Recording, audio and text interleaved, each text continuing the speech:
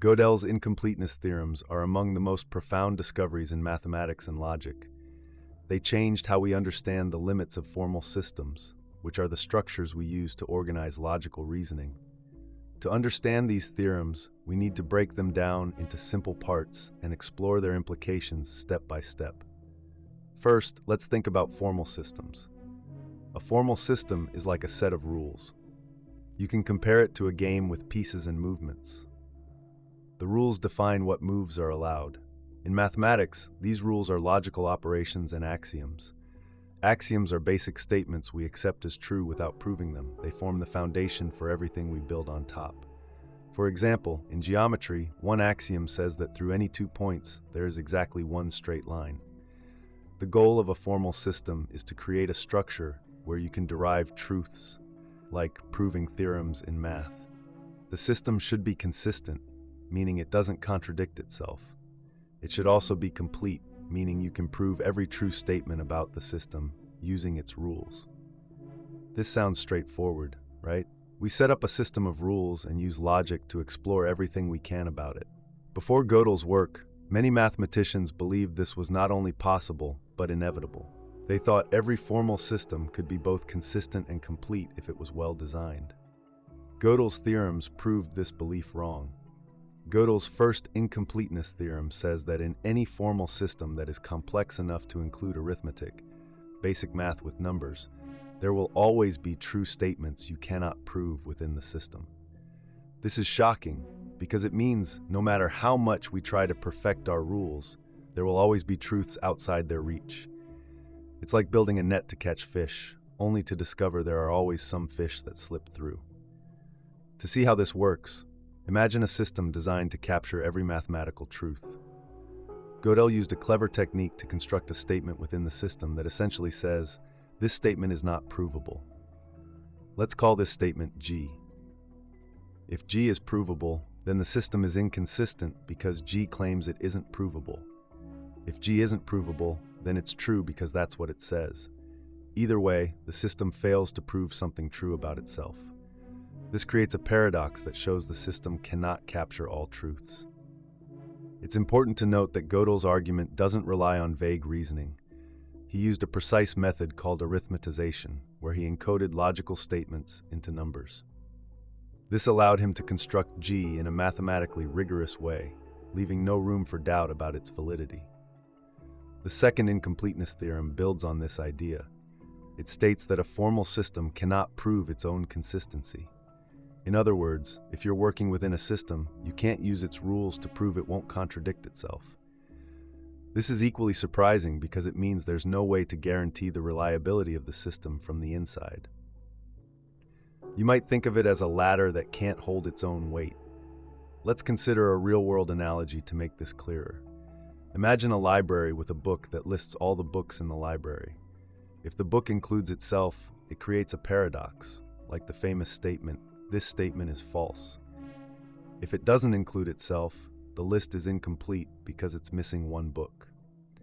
Similarly, a formal system can't fully describe its own structure without running into problems. Before Gödel, mathematicians were trying to create a perfect foundation for math, led by thinkers like David Hilbert.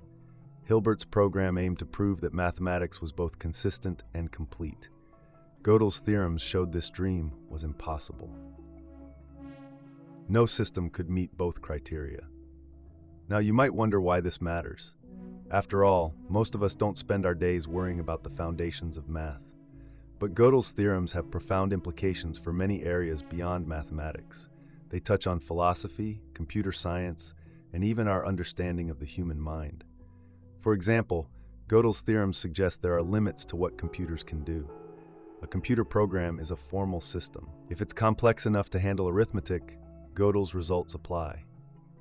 This means there will always be problems a computer can't solve because they require truths that lie outside its formal framework. Some philosophers have also used Gödel's work to argue about the nature of human intelligence. They suggest the human mind might not be limited by formal systems in the same way. This is a controversial idea and not universally accepted, but it shows how Gödel's discoveries resonate far beyond their original context. Another important takeaway from Gödel's work is the value of humility. It reminds us that no system, no matter how carefully constructed, can account for everything. This insight encourages openness to new ideas and perspectives. In a sense, Gödel's theorems show us the beauty of imperfection and the inevitability of mystery. It's also worth mentioning that Gödel's work has inspired new areas of research. For instance, mathematicians and logicians continue to explore the boundaries of formal systems, looking for ways to extend or refine them. In computer science, Gödel's ideas are connected to problems like the halting problem, which shows that some questions about computer programs can't be answered by algorithms. Despite their complexity, Gödel's theorems also have an elegance that many find inspiring.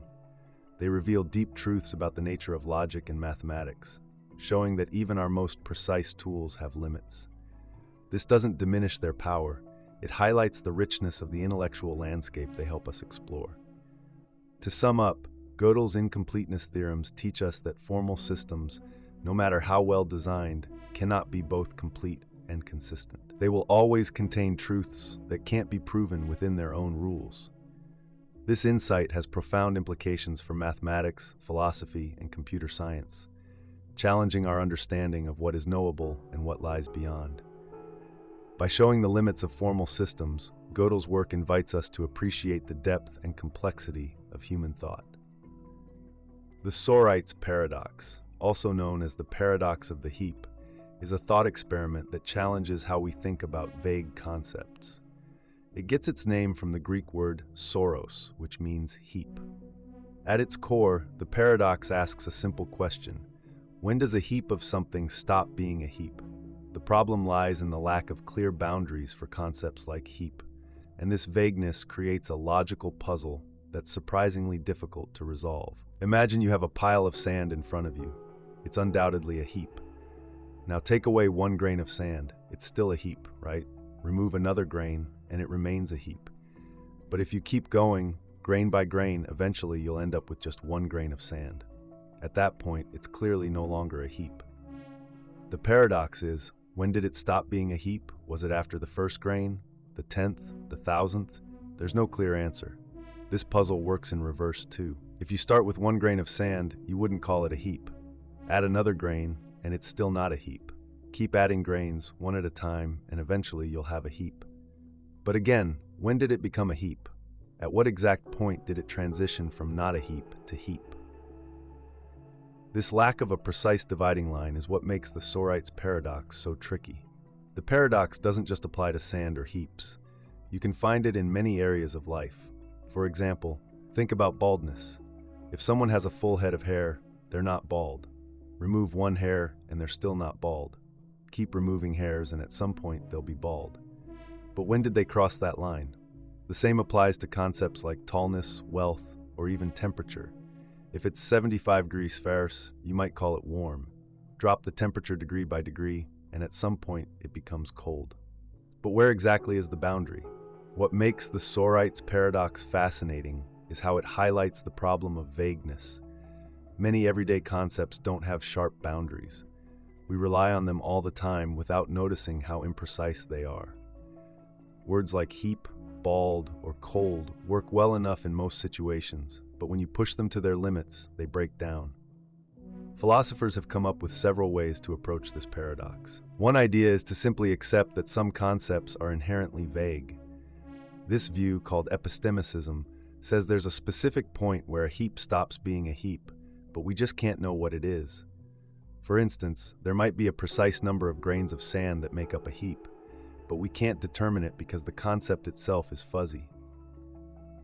Another approach is to use fuzzy logic, which allows for degrees of truth rather than treating statements as simply true or false.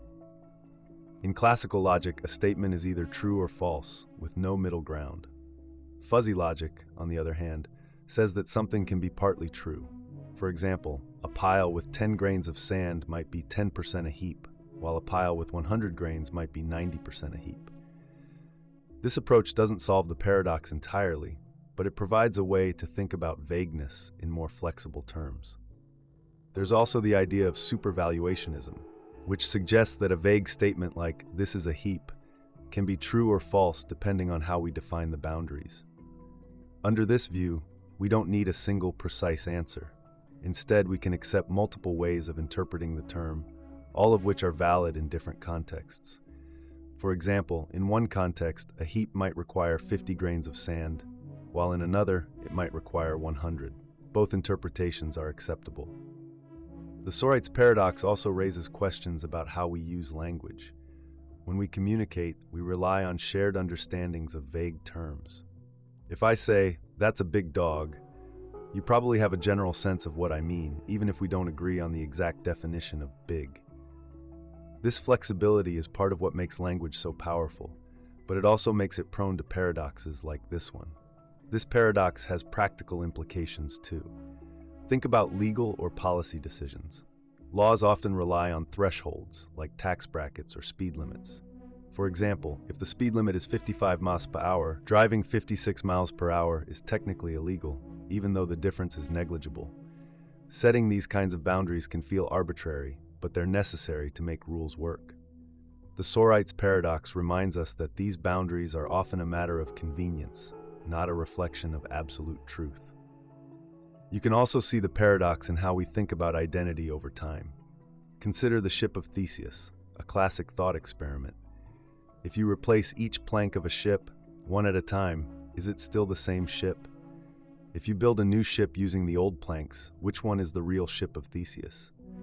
This puzzle is a close cousin of the Sorites paradox, as it deals with gradual change and vague boundaries.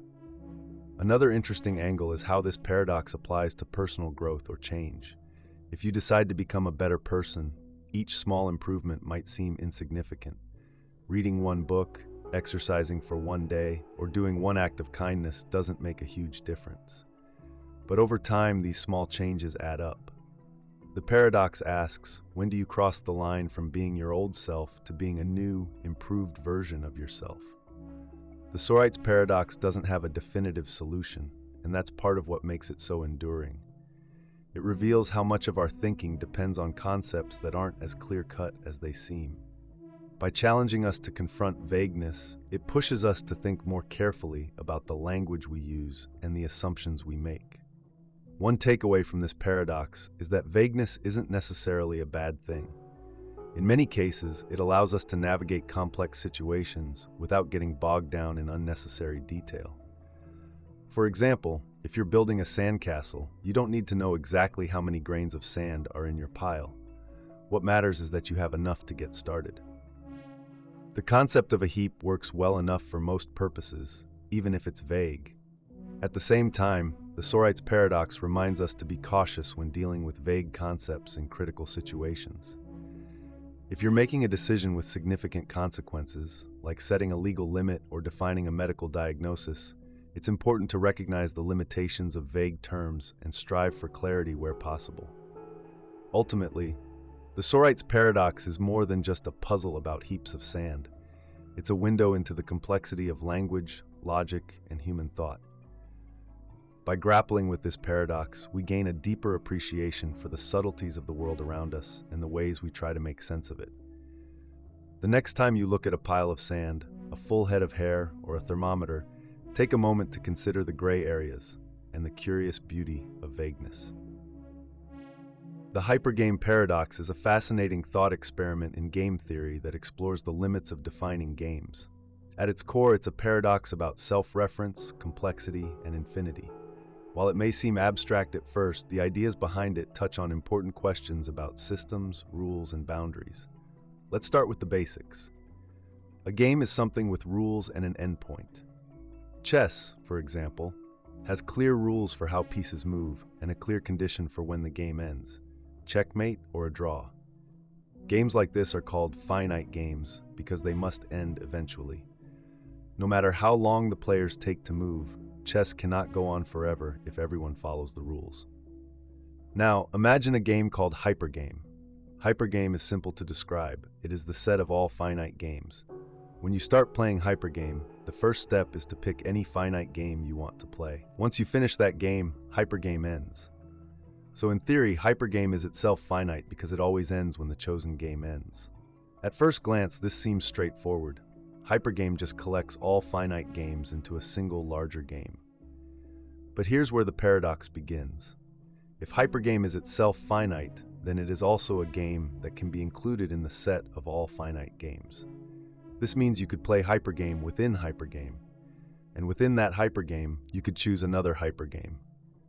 This process repeats endlessly, creating a loop. The problem becomes clear when you try to decide whether Hypergame is truly finite. If playing Hypergame means you can always pick another Hypergame, then the process can go on forever. This contradicts the original assumption that Hypergame is finite. If Hypergame is infinite, though, it doesn't belong in the set of finite games, which means you can't pick it in the first place. The paradox traps us in a logical loop with no clear resolution. To understand this better, consider an analogy. Imagine a library that contains all books ever written. The library also includes a catalog listing all the books in the library.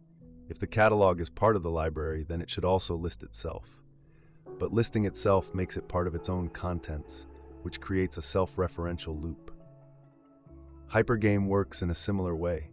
It's a game about finite games, but it ends up referencing itself in a way that breaks the original definition. One way to think about this paradox is to compare it to a mathematical concept called infinite regress.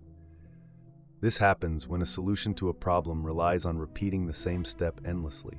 For example, if you ask, "What caused the universe?" and the answer is another universe, you can keep asking the same question forever.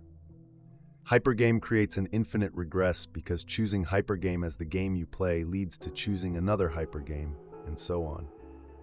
The Hypergame paradox also relates to ideas in set theory and logic, particularly Russell's paradox, which explores similar issues of self-reference. Russell's paradox asks whether the set of all sets that do not contain themselves includes itself. If it does, then it shouldn't, because it's supposed to exclude sets that contain themselves. If it doesn't, then it should, because it is a set that doesn't contain itself. Like Hypergame, Russell's paradox exposes the limits of how we define things. Another way to approach Hypergame is to think about decision-making. When you play Hypergame, you must decide which game to play. If you choose another Hypergame, you're effectively delaying the decision, which could go on forever. This delay mirrors a broader idea in logic. Some questions or problems can't be resolved because they lead to endless recursion. Hypergame makes this clear by forcing players to confront an infinite chain of choices. Hypergame also raises questions about how we define infinite and finite. If a game has the potential to go on forever but never actually does, is it still finite? For example, in the game of chess, players can agree to play quickly, ensuring the game ends in a reasonable time.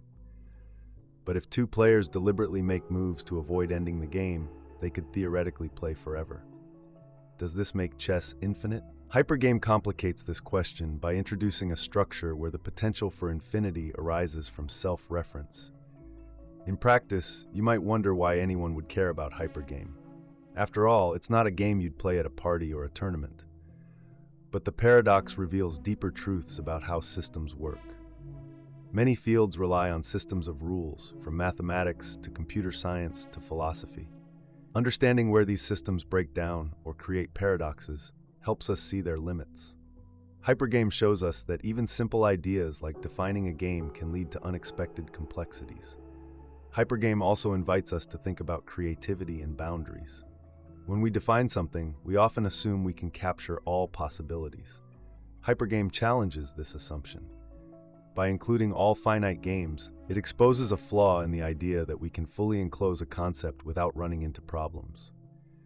This applies to many areas beyond games. For instance, in computer programming, trying to create a program that processes all other programs can lead to similar paradoxes, such as the halting problem. The halting problem asks whether a program can determine if another program will eventually stop running or continue forever. Alan Turing proved that no program can solve this problem for all possible programs. Like Hypergame, the halting problem deals with self-reference and the limits of formal systems. Both reveal that certain questions can't be answered within the frameworks we create. Another implication of Hypergame is its connection to the infinite in philosophy. Philosophers have long debated whether infinity exists in reality or only in our minds. Hypergame suggests that even when we try to restrict ourselves to finite concepts, infinity can creep in through the back door. This challenges our understanding of finitude and forces us to reconsider what it means for something to be finite. In the end, the Hypergame Paradox is a reminder that even simple ideas can contain hidden complexities. By examining these complexities, we learn more about the structures we rely on and the assumptions we make. Hypergame shows us the power of questioning definitions and exploring their consequences. It also reminds us that some puzzles don't have clear solutions, and that's okay. The beauty of paradoxes like Hypergame lies in how they stretch our minds and encourage us to think in new ways. The paradox of the infinite library, often referred to as Hilbert's Hotel, is a thought experiment that challenges our understanding of infinity. Proposed by the German mathematician David Hilbert, this paradox uses a fictional hotel with infinitely many rooms to show how counterintuitive infinity can be. It reveals that our everyday logic often fails when dealing with the infinite, leaving us with conclusions that feel strange but are mathematically sound. Imagine a hotel with an infinite number of rooms, numbered 1, 2, 3, and so on. Each room is occupied, every single one. Now a new guest arrives at the hotel and wants a room. At first, this seems impossible because all the rooms are full. But the hotel manager, understanding the nature of infinity, comes up with a solution. He asks the guest in room 1 to move to room 2, the guest in room 2 to move to room 3, the guest in room 3 to move to room 4, and so on. Each guest moves to the next higher numbered room, leaving room 1 empty for the new guest. This situation feels paradoxical because we think of a full hotel as one with no vacancies. Yet here, the hotel is full and the new guest still gets a room. This happens because infinity doesn't follow the rules of finite numbers. In a finite hotel, you can't accommodate a new guest when all the rooms are full. But with infinity, there's always room for more. Now let's add another layer. Imagine an infinite number of new guests arrives at the hotel, not just one. Again, the hotel manager has a solution. He asks the current guest to move to the room number that is double their current room number. The guest in room 1 moves to room 2, the guest in room 2 moves to room 4, the guest in room 3 moves to room 6, and so on. This leaves all the odd-numbered rooms empty, creating space for the infinite group of new guests. Each new guest is assigned to one of these empty rooms. The first new guest goes to room 1, the second to room 3, the third to room 5, and so forth. This process shows another strange property of infinity. You can add an infinite number of guests to an already full infinite hotel and still have room for everyone.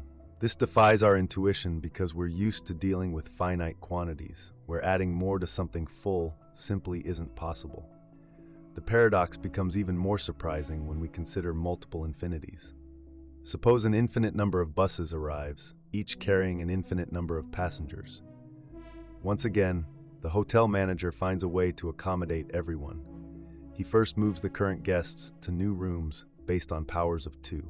The guest in room 1 moves to room 2, the guest in room 2 moves to room 4, the guest in room 3 moves to room 8, and so on. This leaves all rooms that are powers of 2 occupied, but infinitely many other rooms are empty. Next, he assigns each bus a unique prime number. For example, bus 1 is assigned the prime number 3, bus 2 is assigned 5, bus 3 is assigned 7, and so on. Each passenger on a bus is then assigned to a room based on a combination of their bus number and their seat number. This method, while complex, ensures that every single passenger finds a room. At this point, you might feel overwhelmed. How can the hotel fit all these people? The key lies in the mathematical properties of infinity. Infinity doesn't behave like finite numbers. It's not just a really big number, but a concept that follows its own unique rules. The paradox of the infinite library demonstrates that our common sense, which works well for finite quantities, often fails when applied to infinite ones. It's like trying to use a ruler to measure the weight of a cloud. The tools we use for finite situations don't apply to infinity, leading to conclusions that seem bizarre but are logically correct. This paradox has implications far beyond a fictional hotel. It helps us understand different types of infinity, a concept developed further by the mathematician Georg Cantor. Cantor showed that some infinities are larger than others. For example, the set of all whole numbers 1, 2, 3 is infinite, but so is the set of all real numbers, like 1.1, 1.01, 1.001, etc. However, the infinity of real numbers is larger than the infinity of whole numbers. This might sound impossible, but it's mathematically true. Hilbert's hotel also raises questions about the nature of reality. If the universe is infinite, could something like this happen? Could there be infinite versions of ourselves, or infinite possibilities unfolding somewhere? These are speculative ideas, but the paradox encourages us to think about them. In philosophy, the paradox challenges our understanding of existence. What does it mean for something infinite to exist? If an infinite hotel can accommodate infinite guests, what does that say about the limits of space and time? These questions don't have easy answers, but they show how deeply the paradox touches on our understanding of the world. In physics, the paradox appears in discussions about the universe. Some theories suggest that the universe might be infinite in size or even in time. If this is true, the paradox of the infinite library might not be just a thought experiment. It could describe something real. For instance, in cosmology, the idea of an infinite multiverse with infinite variations of reality echoes the strange logic of Hilbert's hotel. The paradox also has practical implications in computer science. Computers deal with finite systems, but they often model concepts that involve infinity, like infinite loops or infinite data sets. Understanding how to work with infinity helps programmers design better algorithms and systems. Ultimately, the paradox of the infinite library invites us to think beyond the limits of our everyday experience. It challenges our assumptions and pushes us to explore the boundaries of logic and reason. Infinity is a strange and fascinating concept, and this paradox gives us a glimpse into its mysteries. By grappling with these ideas, we expand our understanding of both mathematics and the universe. Curry's paradox is a fascinating logical puzzle that challenges how we think about self-reference and implication. Like many paradoxes, it arises when we follow seemingly reasonable steps of logic only to end up with an absurd conclusion. It's simple in structure but profound in its implications, especially for understanding formal systems and truth. To grasp Curry's paradox, it helps to start with a basic concept from logic: implications. In logic, an implication is a statement of the form, if P, then Q. For example, if it rains, then the ground will be wet is an implication. If the first part P is true, then the second part Q must also be true for the implication to hold. Now imagine a statement that refers to itself, like this. If this statement is true, then 1 plus 1 equals 3. At first glance, this doesn't seem like a big deal. The statement is obviously nonsense, because 1 plus 1 is not equal to 3. But let's break it down carefully to see where the paradox arises. Suppose the statement is true. If it's true, then what it says must also be true. But what does it say? It says, if this statement is true, then 1 plus 1, 3. Since we're assuming the statement is true, the implication part, then 1 plus 1 equals 3, must also be true. But 1 plus 1 isn't 3, so something feels off. On the other hand, if the statement is false, things don't make sense either. The statement claims to imply 1 plus 1 equals 3. If it's false, then it fails to do what it claims, but that doesn't clarify why the implication part should hold or fail. This logical loop is what makes Curry's paradox so tricky. To make this clearer, let's rewrite the statement in symbolic terms, which is how logicians often analyze such puzzles. Let S represent the statement itself. Then S says, if S, then Q, where Q is some unrelated claim, like 1 plus 1 equals 3. Symbolically, this looks like S equals right arrow Q equal SQ. The paradox arises because if we assume S is true, the rules of logic force us to accept Q even if Q is something obviously false. If we assume S is false, it leads to contradictions about the nature of implications. No matter what, the system of reasoning breaks down. This might feel similar to the liar paradox. This statement is false, or other self-referential paradoxes. But Curry's paradox is unique because it doesn't rely on negation. Instead, it uses implication, which is a more fundamental building block of logic. This difference makes it especially interesting and challenging for formal systems. To see how this can cause problems, think about a formal system like mathematics or computer logic.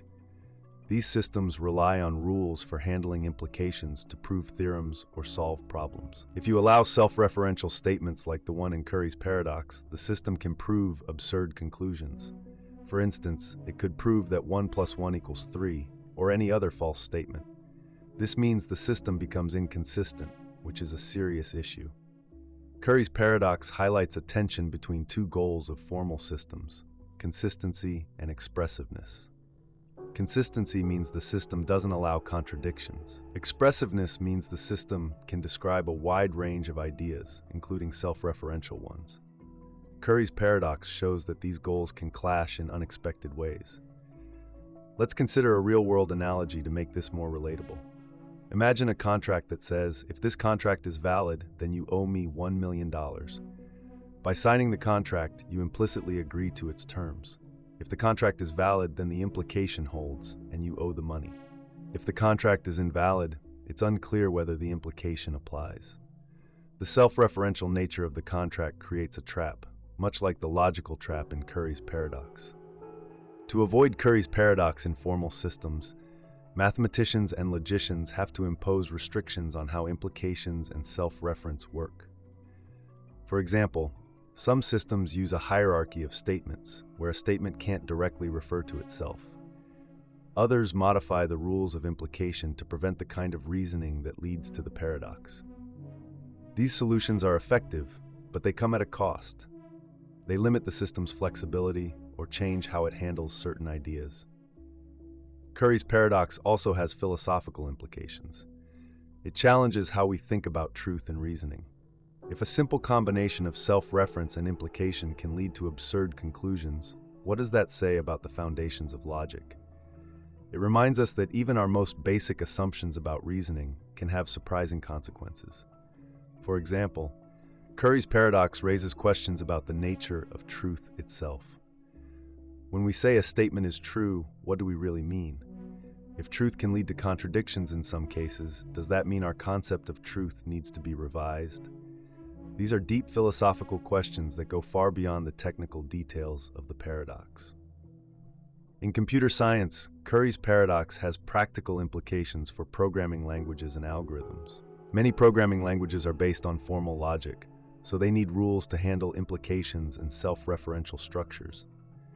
If these rules aren't carefully designed, the system can crash or produce nonsense results. For instance, recursive functions in programming must have a clear base case to avoid infinite loops. Without such safeguards, the logic of the program can spiral into paradoxes like Curry's. One way to think about Curry's paradox is as a reminder of the limits of reasoning. It shows that even simple logical tools, like implications, can lead to unexpected problems when combined in certain ways. This doesn't mean logic is flawed. It means we need to be careful about how we use it. At its core, Curry's paradox is a puzzle about the power and limits of self-reference. It invites us to explore the boundaries of formal systems and to appreciate the subtle ways in which logic can surprise us. Whether you're a mathematician, a philosopher, or just someone curious about how reasoning works, Curry's paradox offers a window into the complexity and beauty of thought. It reminds us that even the simplest ideas can lead to profound discoveries when we follow them to their logical conclusions. Noetherian loops in mathematics are a concept that comes up in the study of algebra and logic, particularly when we deal with structures and processes that might otherwise spiral into infinite behavior. To understand them, we need to think about how mathematicians manage infinite possibilities without getting lost in endless loops. Noetherian structures provide a way to guarantee that certain kinds of processes will eventually stop. At its core, a Noetherian property is about preventing infinite regress. It ensures that in a particular system or process, you cannot keep going forever without reaching an endpoint. Imagine a set of dominoes laid out in a line. If each domino only knocks over one other domino, the process will eventually end. The Noetherian property formalizes this idea in mathematics.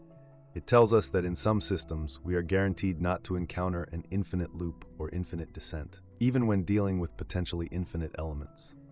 To understand this in practice, let's take a closer look at some examples where Noetherian properties show up. One common example is in the study of ideals in ring theory. A ring is an algebraic structure where you can add, subtract, and multiply elements, like the integers. An ideal is a special subset of a ring that is closed under certain operations. In some rings, you can form chains of ideals where each ideal is contained within the next. For instance, you could have a sequence of ideals like I1, I2, I3, I1, subset I2, subset I3, I1, I2, I3, and so on. Without any restrictions, this chain might continue forever. However, in a Noetherian ring, this cannot happen. The Noetherian property ensures that every chain of ideals must eventually stop. This is called the ascending chain condition. Why does this matter? The ascending chain condition is important because it lets us prove things about the structure of a ring without worrying about infinite complications. For instance, it allows us to decompose an ideal into simpler parts, a process that is central to many areas of algebra. Rings that satisfy the Noetherian property are often easier to work with because they avoid the chaos of infinite chains. The concept of Noetherian properties doesn't stop with rings. It also applies to sets, graphs, and other mathematical structures. For example, in the study of graphs, which are collections of points connected by edges, a Noetherian graph is one where every descending sequence of subgraphs stabilizes. This means that if you keep removing parts of the graph according to some rule, you will eventually reach a point where there is nothing left to remove. Now let's think about a practical analogy to make this idea more relatable. Imagine you're organizing a stack of papers. Each paper has a priority number written on it, and you sort the papers by these numbers. If the numbers are always positive and you can only subtract or divide, you'll eventually reach a paper with the lowest number. At that point, you can't go any further. This is similar to how the Noetherian property ensures that processes have a stopping point. Noetherian properties are also closely related to well-ordering principles. A well-ordered set is one where every subset has a smallest element. This idea ties into the Noetherian condition because it prevents processes from going on forever without hitting a minimum. For example, if you're working with integers greater than 0, you can always find the smallest number in any subset. This is a basic kind of Noetherian behavior. In computer science, Noetherian principles appear in the study of algorithms and termination. When we write programs or algorithms, we often need to ensure they will eventually stop. Otherwise, the program might enter an infinite loop, running forever without completing its task. A Noetherian approach guarantees that this won't happen by showing that each step of the process reduces the problem in a way that eventually leads to a conclusion. Let's take a simple example from sorting algorithms. In a bubble sort, you repeatedly compare adjacent elements in a list and swap them if they're out of order. Each pass through the list reduces the number of unsorted elements. The Noetherian property in this case comes from the fact that there is a finite number of swaps needed to sort the list.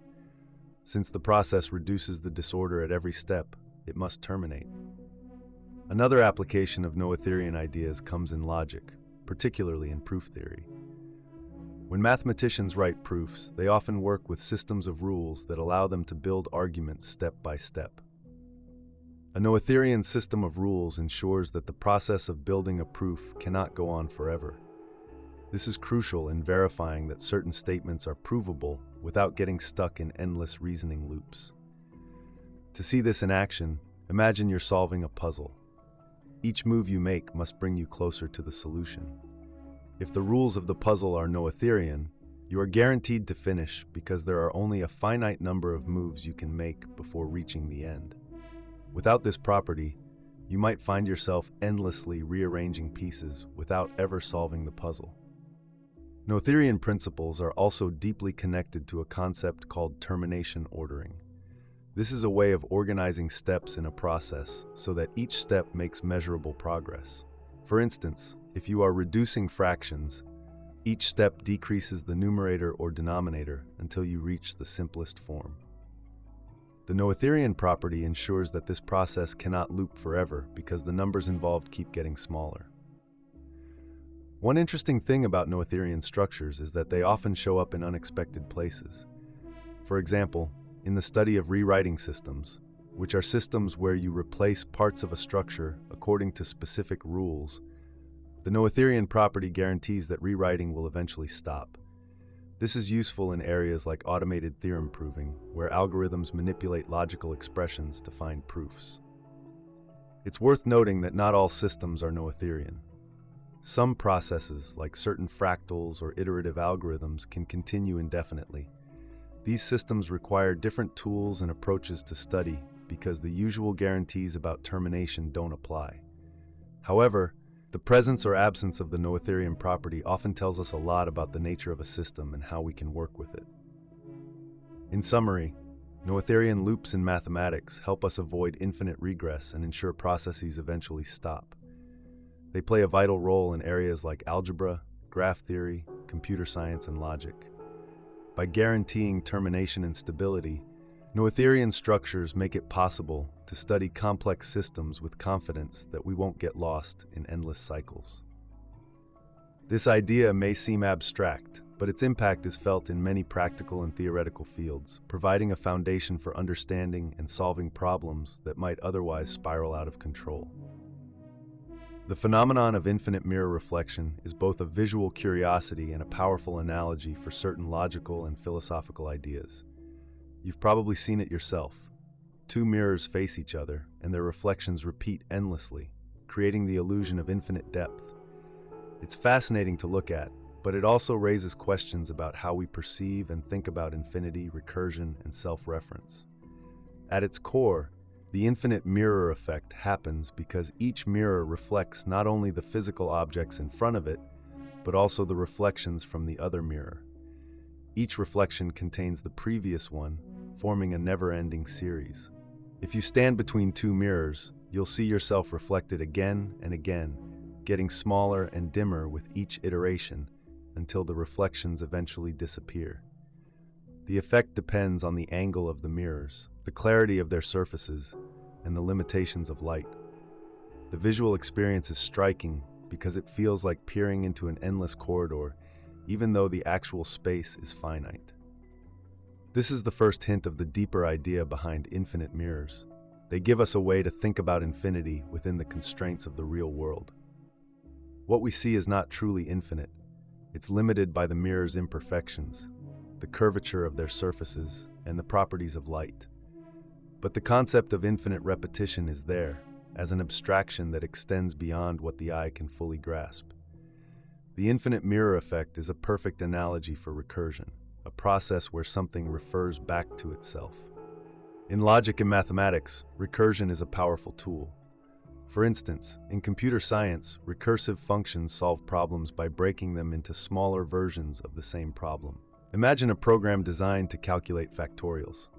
To find the factorial of 5, it calculates 5 4.5 times 4 5 times 4, where 4 4 4 is another recursive call that calculates 4 times 3 4 times 3 4 3, and so on. Like the mirrors reflecting each other, the process continues until it reaches a base case, such as 1 equals 11 equals 11 equals 1, where it stops. But recursion also has pitfalls. Without a clear stopping point, a recursive process can loop endlessly, like mirrors reflecting each other infinitely without a break. This is where the infinite mirror becomes more than just a visual curiosity. It becomes a cautionary symbol of how systems can spiral out of control. In logic, such spirals appear in paradoxes. Consider the statement, "This statement is false." It refers to itself, creating an endless loop of truth and falsehood, much like an infinite reflection of uncertainty. The infinite mirror also appears in art and design, often as a way to explore the concept of infinity. Artists like M.C. Escher use self-referential patterns to create works that feel infinite, even though they exist within finite boundaries. For example, Escher's print Drawing Hands depicts two hands drawing each other. The hands are part of the same system, each creating the other in a loop that mirrors the logic of infinite reflection. Philosophers have used the idea of infinite mirrors to explain complex ideas about self-awareness and consciousness. Imagine standing between the mirrors and seeing yourself reflected endlessly. Each reflection is a version of you, observing the next. Some thinkers compare this to the way the human mind reflects on itself. When you think about your thoughts, or when you question your questioning, you engage in a kind of mental recursion. Like the reflections, this process can seem endless, as each layer of self-awareness leads to another. In epistemology, the study of knowledge, this idea of infinite self-reflection raises questions about the foundations of belief. How do we know what we know? If each belief is based on another, do we end up in an infinite regress where every justification relies on something else? The mirrors offer a visual metaphor for this problem. Just as you can't pinpoint the final reflection, you might struggle to find the ultimate source of knowledge. Philosophers sometimes resolve this by suggesting foundational beliefs, axioms that don't require further justification, but the debate continues. The infinite mirror effect also resonates in cosmology. Some theories about the universe suggest it might be self-referential, with no clear beginning or end. For example, in a cyclic universe model, time and space could loop back on themselves, much like the reflections in a pair of mirrors. This challenges our usual ideas about linear progression and invites us to think of the universe as an infinite reflection of itself. In practice, infinite mirrors highlight the limits of perception. While the reflections might appear endless, our ability to see them depends on physical constraints. Each successive reflection grows dimmer because some light is lost with every bounce. Eventually, the reflections fade into darkness. This diminishing brightness parallels the way we handle infinity in mathematics and logic. For instance, when dealing with an infinite series, we often focus on its convergence, the point where the series approaches a finite limit. Similarly, infinite mirrors remind us that while infinity is a useful concept, it often manifests in the real world as something finite and bounded. In storytelling and popular culture, infinite mirrors symbolize mystery, complexity, and the unknown. They appear in movies, books, and art as a way to represent recursive worlds or ideas. In The Matrix, for example, mirrors play a key role in blurring the line between reality and illusion. When Neo touches the mirror, it becomes fluid and envelops him, symbolizing his entry into a world where layers of truth and perception reflect endlessly. Infinite mirrors can also evoke feelings of awe and unease. There's something mesmerizing about seeing reflections stretch into infinity, but it also reminds us of how small and limited we are compared to the vastness of the infinite. This duality mirrors, pun intended, the way infinity itself is both a mathematical abstraction and a source of philosophical wonder. In practical terms, infinite mirrors appear in everyday designs, such as mirrored walls in elevators or certain types of art installations. These setups create the illusion of larger spaces, taking advantage of the way reflections multiply. This use of infinite mirrors is a playful nod to the concept, showing how something as abstract as infinity can have practical applications. Infinite mirror reflections remind us that some ideas can only be partially grasped. The reflections stretch on, but our perception fades long before we see the end. This serves as a metaphor for many aspects of human understanding. We can approach concepts like infinity, recursion, and self-reference, but we always encounter limits, whether they are physical, mental, or conceptual. The infinite mirror is a visual and logical reminder of both the power and the limitations of our minds. The Ship of Theseus is a thought experiment that has fascinated philosophers for centuries. It explores questions about identity, change, and continuity. The scenario seems simple at first, but the more you think about it, the more it reveals deep and puzzling ideas about what it means for something to remain the same over time. Imagine there is a ship called the Ship of Theseus. It's a sturdy, reliable vessel made of wooden planks. Over the years, as the ship ages, the planks begin to rot. To keep the ship seaworthy, workers replace the rotting planks with new ones, one at a time. Eventually, every single plank on the ship is replaced with a new plank. At this point, we're left with a question. Is it still the same ship? At first glance, the answer might seem obvious. You might say, of course it's the same ship. It's still called the Ship of Theseus, and it serves the same purpose. But if you stop to think about it, doubts creep in. If not a single piece of the original material remains, what is it that makes the Ship of Theseus the same ship it was before? Is it the name, the shape, the function, or something else entirely? Now, let's add another twist. Imagine that someone gathers all the old, discarded planks and uses them to rebuild another ship. This second ship is identical in every way to the original Ship of Theseus because it's made from the exact same materials. Which ship, then, is the real Ship of Theseus? Is it the one that has been repaired over time, or is it the one rebuilt from the original planks? This scenario leads to two competing intuitions. On one hand, you might feel that the repaired ship is the real Ship of Theseus because it has maintained its continuity over time. It's the ship that Theseus and his crew sailed on, even though its parts have been replaced. On the other hand, you might feel that the rebuilt ship is the real one because it's made of the original materials. It feels more authentic, like a restored antique. The Ship of Theseus forces us to think about what defines identity. Is it the material something is made of, or is it the pattern, structure, or function that remains consistent over time? This question doesn't just apply to ships. It has broader implications for how we think about people, objects, and even concepts. Take the human body, for example. Your body is made of cells, and those cells are constantly being replaced. Every few years, most of the cells in your body are replaced with new ones. Yet, you still feel like the same person. What makes you you? Is it your physical body, your memories, your personality, or something else? The Ship of Theseus helps us explore these kinds of questions. The thought experiment also has implications for technology. Imagine a car that undergoes repairs over decades. If every part of the car is eventually replaced, is it still the same car? This question becomes even more interesting in the context of modern machines like computers. If you replace every component of a computer, does it remain the same machine? And if you use the old parts to build another computer, which one is the real one? The Ship of Theseus also connects to discussions about intellectual property and artistic integrity. Imagine a famous painting that has been damaged over time. Restorers carefully repair it, replacing parts of the canvas and reapplying paint. At what point does it stop being the original artwork? If all the original material is gone, can it still be considered the same painting, or is it now something new? In philosophy, this kind of question falls under the study of identity and persistence. Philosophers have proposed different ways to think about identity over time. One view is called mereological essentialism, which suggests that an object is defined by its parts.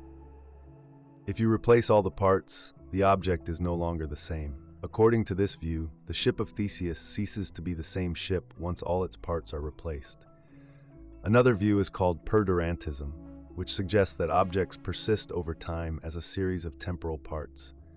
From this perspective, the Ship of Theseus is like a movie, with each replaced plank representing a new frame. The ship remains the same because it is part of a continuous sequence. There's also the idea of functionalism, which focuses on an object's purpose or function. From this perspective, the Ship of Theseus remains the same as long as it continues to serve its original purpose as a ship. The materials might change, but as long as it functions as Theseus's ship, it retains its identity. Now, let's think about this from a different angle. Imagine a computer program that is updated over time. Each update replaces parts of the original code. At what point, if ever, does it stop being the same program? This is a modern version of the Ship of Theseus, and it raises similar questions about identity in the digital age. The Ship of Theseus also appears in discussions about consciousness and artificial intelligence.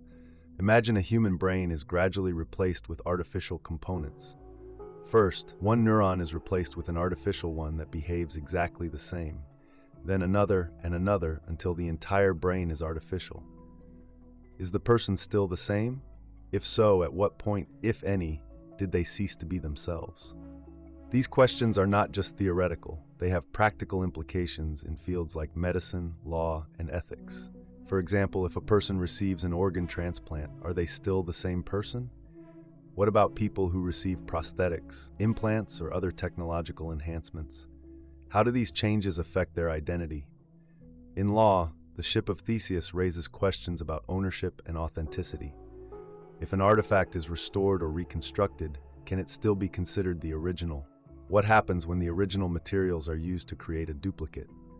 These questions are especially relevant in cases involving historical artifacts, where authenticity can determine value. In ethics, the Ship of Theseus invites us to think about continuity and responsibility. If a person changes drastically over time, are they still accountable for their past actions?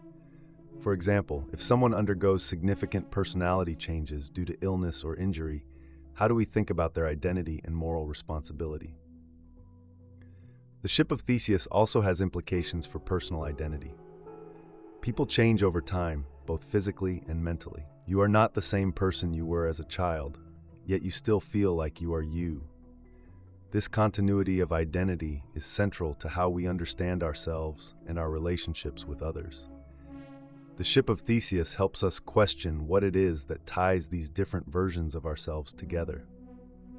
One of the most interesting aspects of the Ship of Theseus is that there is no definitive answer to the questions it raises.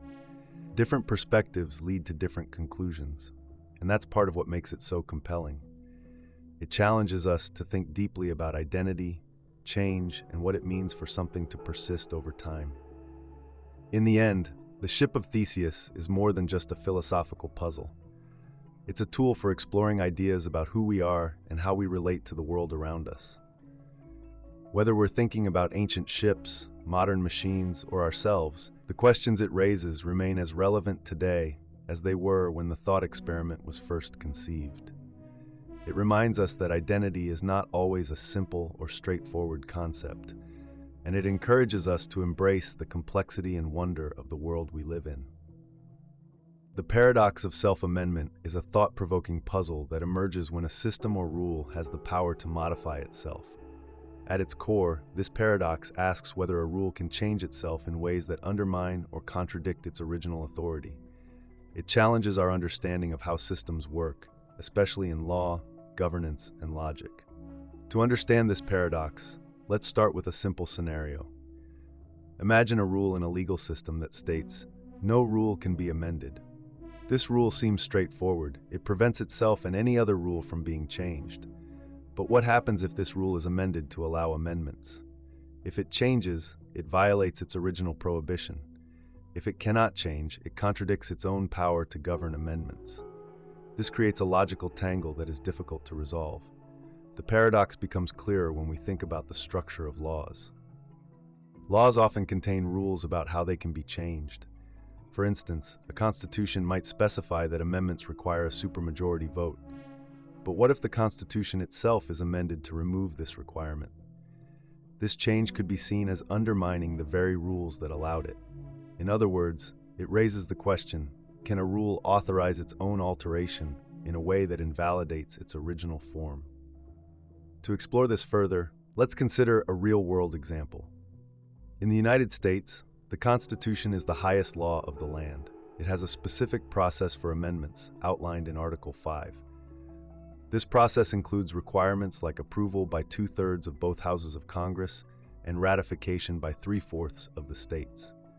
But imagine if an amendment were proposed to remove the requirement for state ratification, allowing Congress alone to change the Constitution.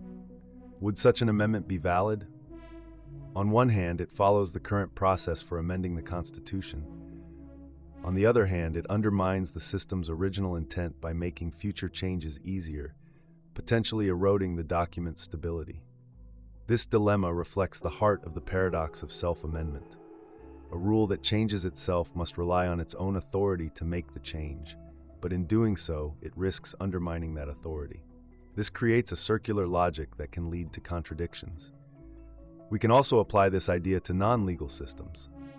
For example, consider a computer program that has the ability to modify its own code. If the program changes the part of its code that governs its ability to make changes, it could lose control over itself or create errors. This is similar to the self-amendment paradox in law, where a rule that changes its own authority might create inconsistencies or gaps in the system. Philosophers and legal theorists have studied this paradox to understand its implications. Some argue that self-amendment is inherently problematic because it creates a logical loop. Others suggest that it is possible to resolve the paradox by carefully distinguishing between different levels of rules. For instance, a meta-rule might govern how ordinary rules can be amended, while remaining unaffected by those amendments. This approach introduces a hierarchy that prevents self-amendment from creating contradictions. An example of this hierarchical approach can be found in certain legal systems. In these systems, constitutional rules are considered higher-level rules that cannot be altered by ordinary laws. This separation helps avoid conflicts like the self-amendment paradox. However, even in these systems, questions can arise about whether the highest rules can change themselves. The paradox of self-amendment also raises deeper philosophical questions about authority and legitimacy. If a rule can change itself, what gives it the authority to do so? Does the rule derive its authority from its original form or from the process of amendment?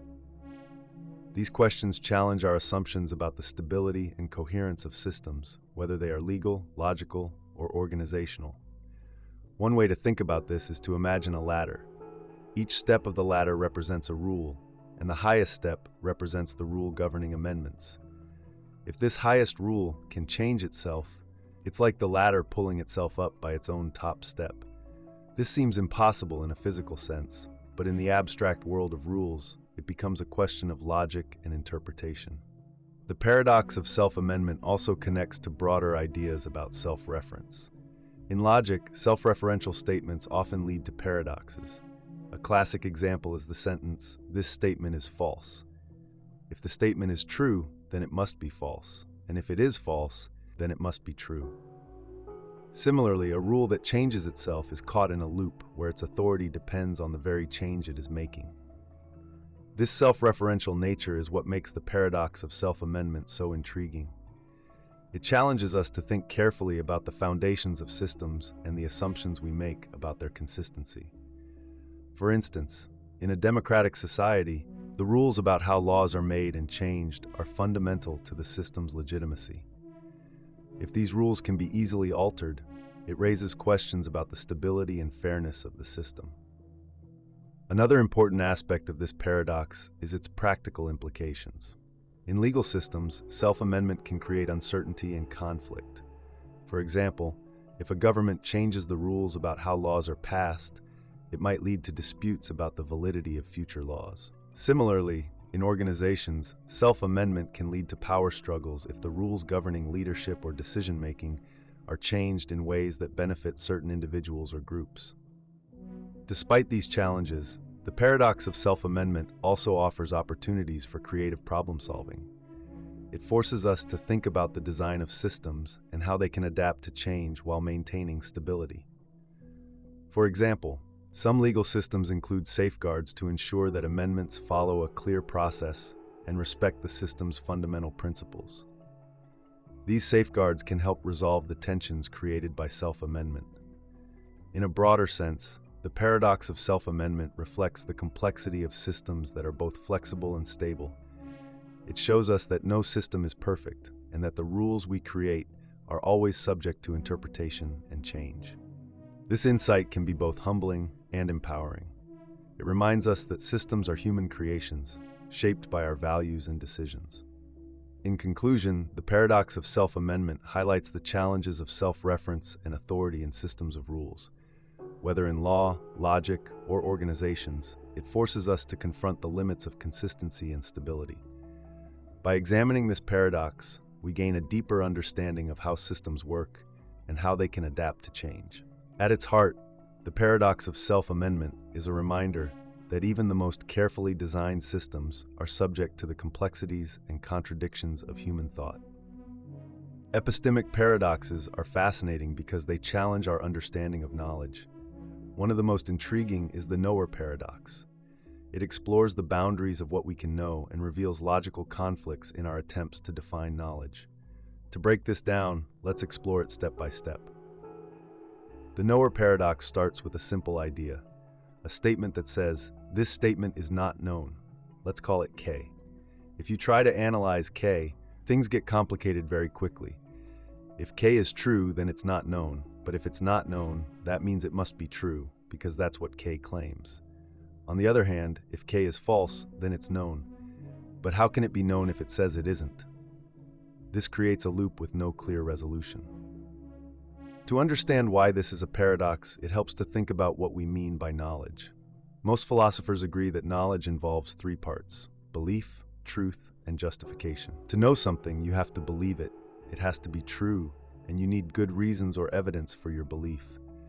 This is called the tripartite definition of knowledge. The knower paradox shows that even this definition runs into trouble when we deal with self-referential statements like K. Imagine someone saying, "I know that I don't know this." At first glance, it feels like a riddle, but it's a serious challenge to logic. If the person knows the statement, then they are claiming they don't know it, which is a contradiction. If they don't know it, they seem to be correct, but how can they know they're correct if they don't know the statement? It's a loop that pulls you in both directions. This kind of paradox is similar to the liar paradox, which says this statement is false. The difference is that the knower paradox deals specifically with knowledge rather than truth. It asks, what happens when a statement refers to itself in terms of being known? To make this clearer, think about a classroom scenario. Imagine a teacher tells their students, "One of the statements on this test is not known by any of you." The students now face a puzzle. If they know which statement it is, then it's no longer unknown. But if they don't know it, the teacher's claim is correct. Either way, the statement creates a contradiction about what can and cannot be known. The knower paradox highlights a deeper issue. Our concepts of knowledge and self-reference don't always fit together neatly. Self-referential statements, where something refers back to itself, often create logical tangles. This is why they appear in so many paradoxes, like Gödel's incompleteness theorems or the Barber paradox. In each case, the system tries to describe itself, and in doing so, it runs into limits. One way to approach the knower paradox is by looking at how we define knowing. Some philosophers argue that knowledge requires a certain level of stability. For instance, if a statement depends on its own status to be true or false, it might not qualify as something we can know in a practical sense. This approach doesn't solve the paradox, but it helps frame it as a question about how knowledge works in unusual cases. Another way to think about it is through the lens of formal logic. In logic, statements are often treated as objects with specific properties. A self-referential statement like K disrupts the normal flow of logic because it creates a feedback loop. This is why many logicians treat paradoxes like this as exceptions to the rules rather than typical cases. They show the boundaries of what logic can handle. The knower paradox also connects to broader questions in epistemology, the study of knowledge. For example, it forces us to ask, can we always know what we know? This might sound abstract, but it has real-world implications. In science, for instance, we often work with incomplete or uncertain knowledge. The knower paradox reminds us that even in the pursuit of knowledge, there are limits to what we can say about knowing itself. Some people see connections between the knower paradox and artificial intelligence. AI systems are designed to process information and know things in a sense, but they can struggle with self-reference. If you program an AI to evaluate its own knowledge, it might encounter problems similar to the knower paradox. This raises questions about whether machines can ever truly replicate human understanding, especially when it comes to complex, self-referential thinking. The knower paradox also has implications for language. When we talk about what we know or don't know, we rely on words to capture those ideas. But language itself is full of ambiguities and self-references, which is why paradoxes like this one emerge in the first place. This doesn't mean language is flawed. Rather, it shows the limits of how we use it to describe complex ideas. In philosophy, the knower paradox is part of a larger family of epistemic paradoxes that explore the limits of knowledge. Another example is the surprise exam paradox, where a teacher tells students they will have a surprise exam next week. If the students try to predict the day, they realize it can't be a surprise. But if they don't predict it, the exam can indeed be a surprise. Like the knower paradox, this creates a loop where knowledge and expectations collide. Ultimately, the knower paradox reminds us that knowledge is not always straightforward. It shows that when we try to understand what we know, we often run into unexpected challenges. These challenges don't mean knowledge is impossible or meaningless. Instead, they encourage us to think more carefully about what it means to know something and how we approach self-referential ideas. The beauty of the knower paradox lies in its simplicity. A single statement, "This statement is not known," opens up a world of questions about the nature of knowledge and the limits of logic. It's a reminder that even our most basic concepts, like knowing, can contain surprising depths. By exploring these paradoxes, we gain a deeper appreciation for the complexity of the world and the tools we use to understand it.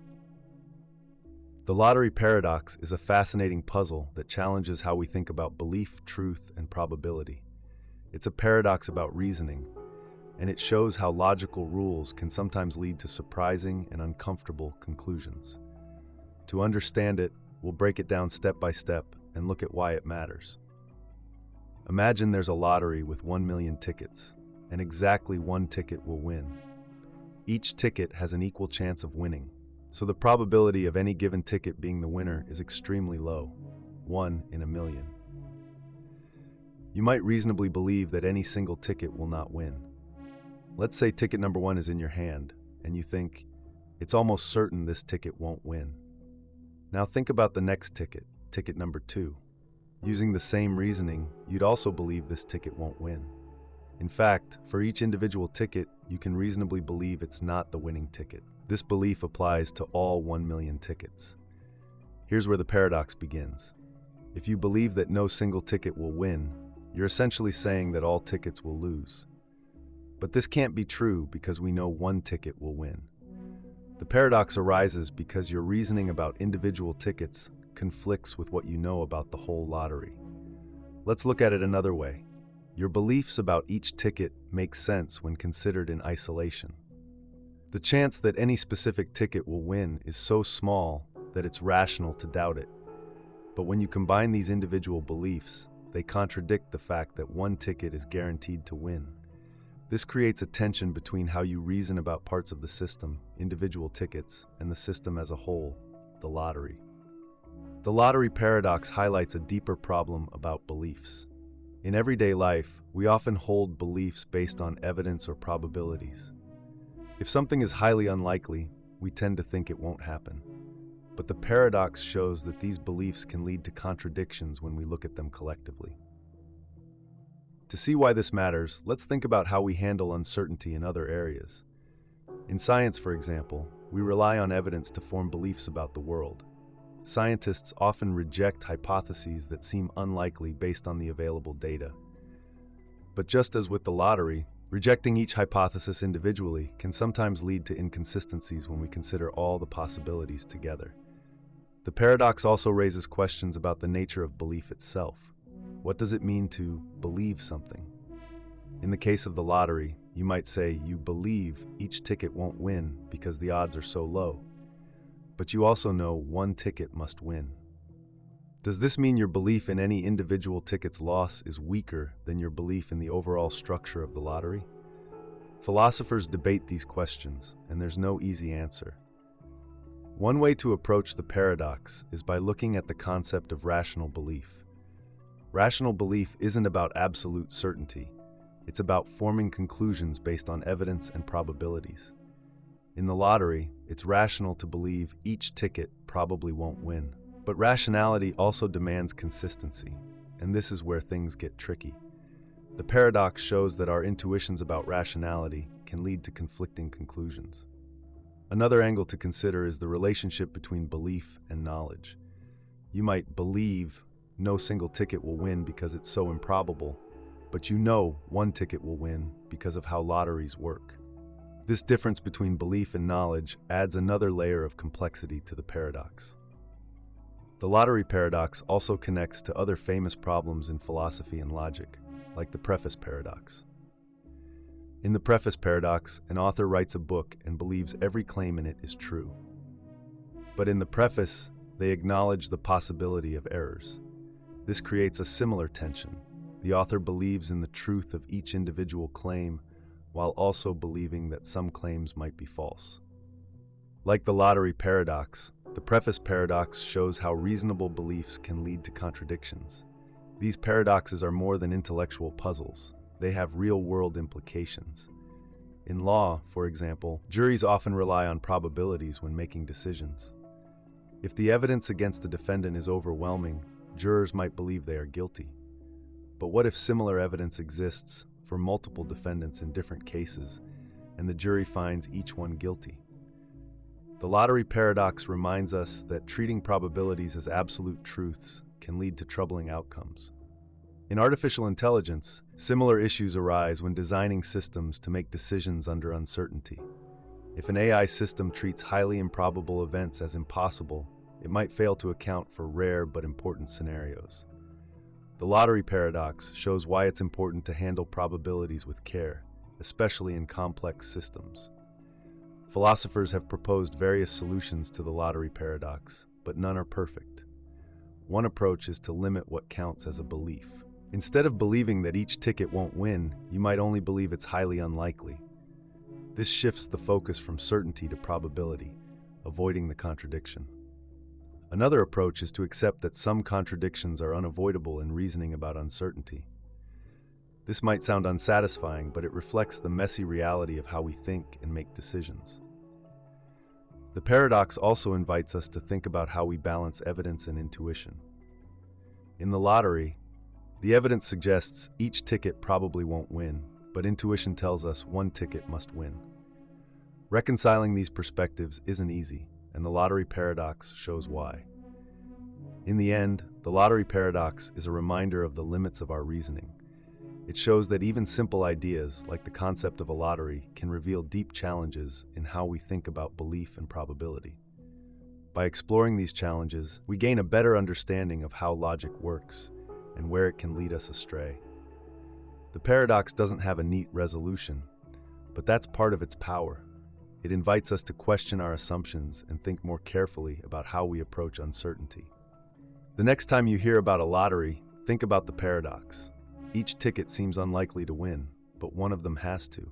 That simple truth contains a profound puzzle, one that has fascinated philosophers for decades. The lottery paradox isn't just about tickets and lotteries. It's about the nature of belief, reasoning, and the surprising complexities of the human mind. Procedé. The paradox of omniscient observation is a thought experiment that raises questions about the limits of knowing everything. It challenges how we understand observation, self-awareness, and the relationship between an observer and the act of observing. To explore this paradox, let's break it down into simple parts and think through its implications step by step.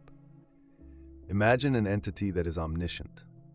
This means it knows everything, past, present, and future, as well as every detail about every possible thing.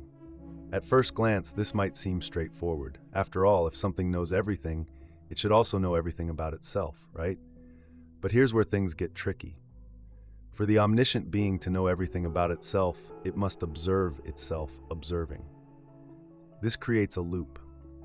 To fully understand itself, the being must see every part of its process, including how it observes. But in doing so, it must also observe the act of observing itself. This is not a single-step process, it's a never-ending spiral. Each time the being observes itself, it must also observe the act of observation, leading to an infinite regress. This is the core of the paradox. To make this idea clearer, think of a mirror reflecting another mirror. When you look into such a setup, you see endless reflections, each one containing the previous reflection. There's no final image, just an infinite chain of images stretching into the distance. The paradox of omniscient observation works in a similar way. The act of knowing requires the being to reflect on its knowledge, which creates a loop that never resolves. Now you might ask, why does this matter? It's a fair question. After all, we're talking about something that may seem abstract or far removed from everyday life. But this paradox has important implications for philosophy, theology, and even our understanding of consciousness. In philosophy, the paradox challenges the idea of absolute knowledge. If even an omniscient being gets caught in an infinite loop when trying to know itself, what does that say about the limits of knowledge? It suggests that some aspects of existence might be inherently unknowable, even for a being that knows everything else. In theology, this paradox raises questions about the nature of divine omniscience. Many religious traditions describe God as all-knowing, but if God is omniscient, does this paradox mean there's something God cannot fully grasp, namely, the totality of God's own knowledge? For some, this idea might seem troubling, but for others, it adds depth to the concept of divinity, highlighting its complexity and mystery.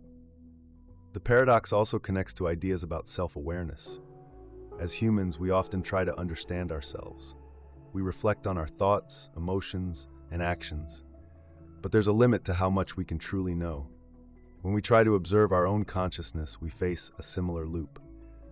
To understand a thought, we must think about thinking, which leads to thinking about the thought of thinking. This recursive process never fully resolves, leaving gaps in our self-knowledge. To explore this further, imagine a camera pointed at itself. It captures the image of the lens, but it can never capture the entire act of filming because it is always part of the scene. Similarly, when we try to observe our own consciousness, we can only see fragments, not the whole picture. The paradox of omniscient observation takes this idea to an extreme. It asks what happens when the observer is capable of knowing everything but is still subject to this loop. This paradox also has implications for artificial intelligence. As we design more advanced systems, some aim to create AI that is self-aware or capable of understanding its own processes. But if the paradox applies to such systems, it suggests that true self-awareness might be inherently limited. Even the most advanced AI could face challenges in fully understanding its own operations, much like the omniscient observer. The paradox is not just about theoretical entities or abstract concepts. It also invites us to reflect on how we approach knowledge in our own lives. It reminds us that every attempt to understand the world or ourselves involves limits. These limits are not necessarily failures, but natural aspects of how knowledge works. They encourage humility and curiosity, reminding us that there is always more to learn and explore. One way to think about this is through storytelling. Many stories feature characters who seek ultimate knowledge, whether it's a mythical hero searching for the meaning of life, or a scientist trying to unlock the secrets of the universe. These stories often show that the pursuit of knowledge leads to unexpected discoveries, but also to new questions. The paradox of omniscient observation captures this idea on a cosmic scale. It suggests that even if we could know everything, the act of knowing itself might open up infinite layers of complexity. It's worth noting that not everyone agrees on the implications of this paradox. Some argue that an omniscient being would not face this problem because its knowledge exists outside of time and space. In this view, the infinite loop is not a problem because the being perceives everything simultaneously, without the need for a step-by-step process. Others believe the paradox highlights the limits of human reasoning. They argue that our concepts of knowledge and observation are rooted in human experience and might not apply to an omniscient entity. Despite these debates, the paradox remains a powerful tool for exploring deep questions about knowledge, self-awareness, and existence. It challenges us to think beyond simple definitions and to grapple with the complexities of what it means to know. Whether we apply it to theology, philosophy, or technology, it encourages us to ask questions that have no easy answers.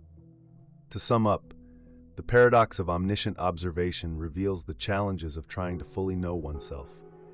It shows how observation creates an infinite loop, where each act of knowing leads to another act of knowing.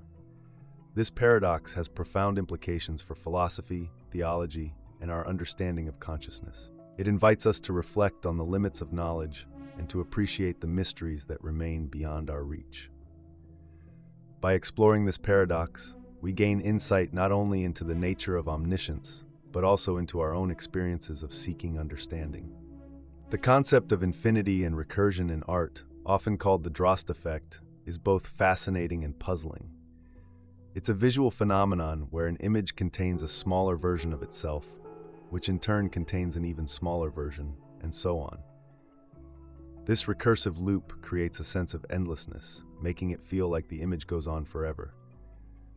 The name Droste effect comes from a famous Dutch cocoa tin from the early 20th century, which featured a nurse holding a tray that contained the same tin, repeating the image infinitely.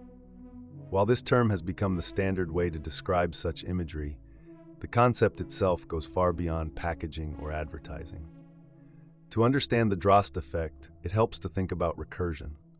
Recursion is when something refers to itself or repeats in a similar pattern. In mathematics, it's a function calling itself within its own definition. In computer programming, it's a process that repeats a certain operation until it meets a stopping condition.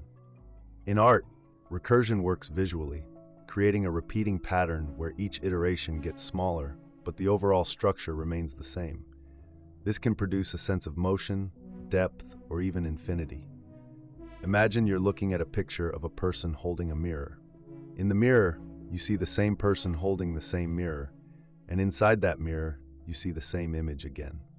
As your eye travels deeper into the reflection, the image continues to repeat itself endlessly. Even though the mirrors are physical objects with limits, the visual recursion creates the illusion that the reflections go on forever. This simple example illustrates the essence of the Droste effect. Artists have used the Droste effect to explore complex ideas about space, time, and perception. One famous example is the work of M.C. Escher, a Dutch graphic artist known for his mind-bending drawings. Escher's artwork often includes impossible objects and recursive patterns. In his lithograph print gallery, the Droste effect appears as part of a larger scene. The artwork shows a man in a gallery looking at a picture, but the picture includes the gallery he's standing in, creating a loop that seems infinite. Escher intentionally broke the center of the loop, leaving a blank space, which adds to the surreal feeling of the piece. This break reminds us that the infinity we see is a visual trick, not a literal reality.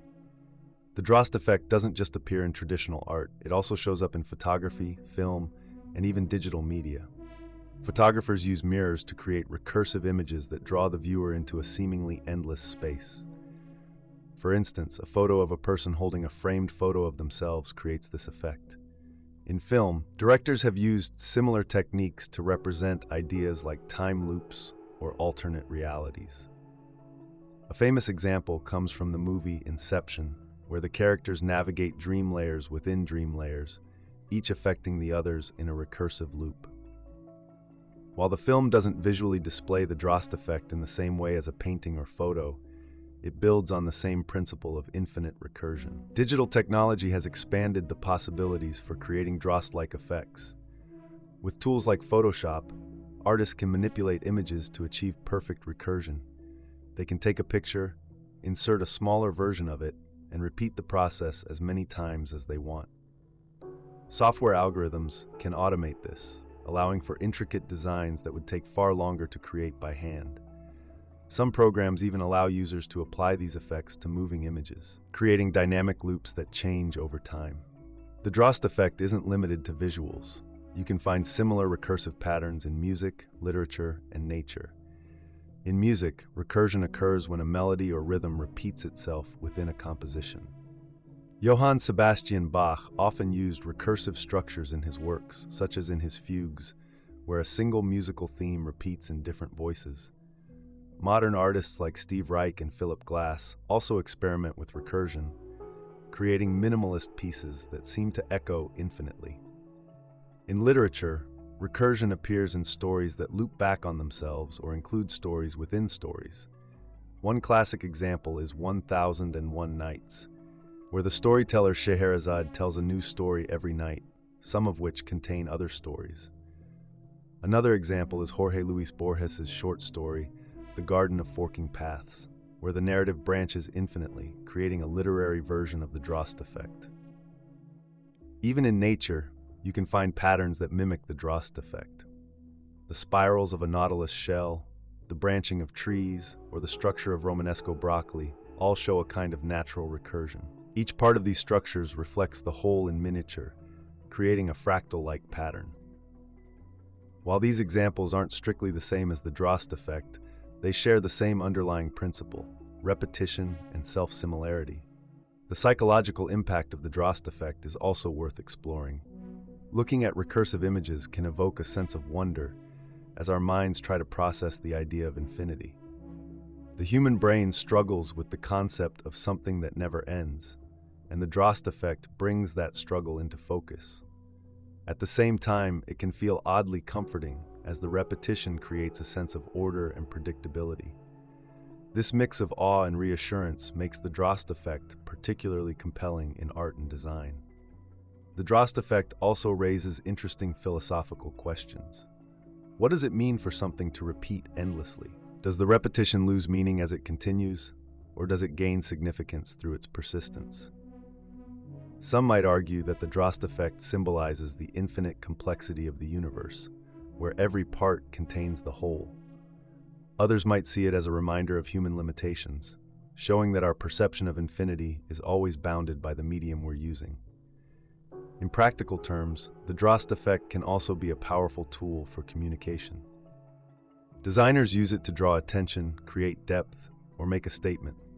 For instance, a book cover featuring a recursive image might suggest that the story has layers or themes that loop back on themselves. Advertisers use the effect to create memorable visuals, as with the original Droste cocoa tin. The repeating image captures the viewer's eye and makes the product stand out. The Droste effect isn't just a gimmick, it's a way of thinking about the world. It reminds us that patterns repeat at different scales, from the microscopic to the cosmic. It challenges us to consider how we define boundaries and how we understand infinity. Whether we encounter it in art, nature, or technology, the Droste effect continues to inspire curiosity and creativity. It's a simple concept with profound implications, and its influence shows no signs of fading. The Lottery of Immortality is an intriguing thought experiment that explores the concept of infinite possibilities over an infinite amount of time. It asks us to consider the implications of living forever and the statistical likelihood of every improbable event eventually happening. The idea is simple but profound.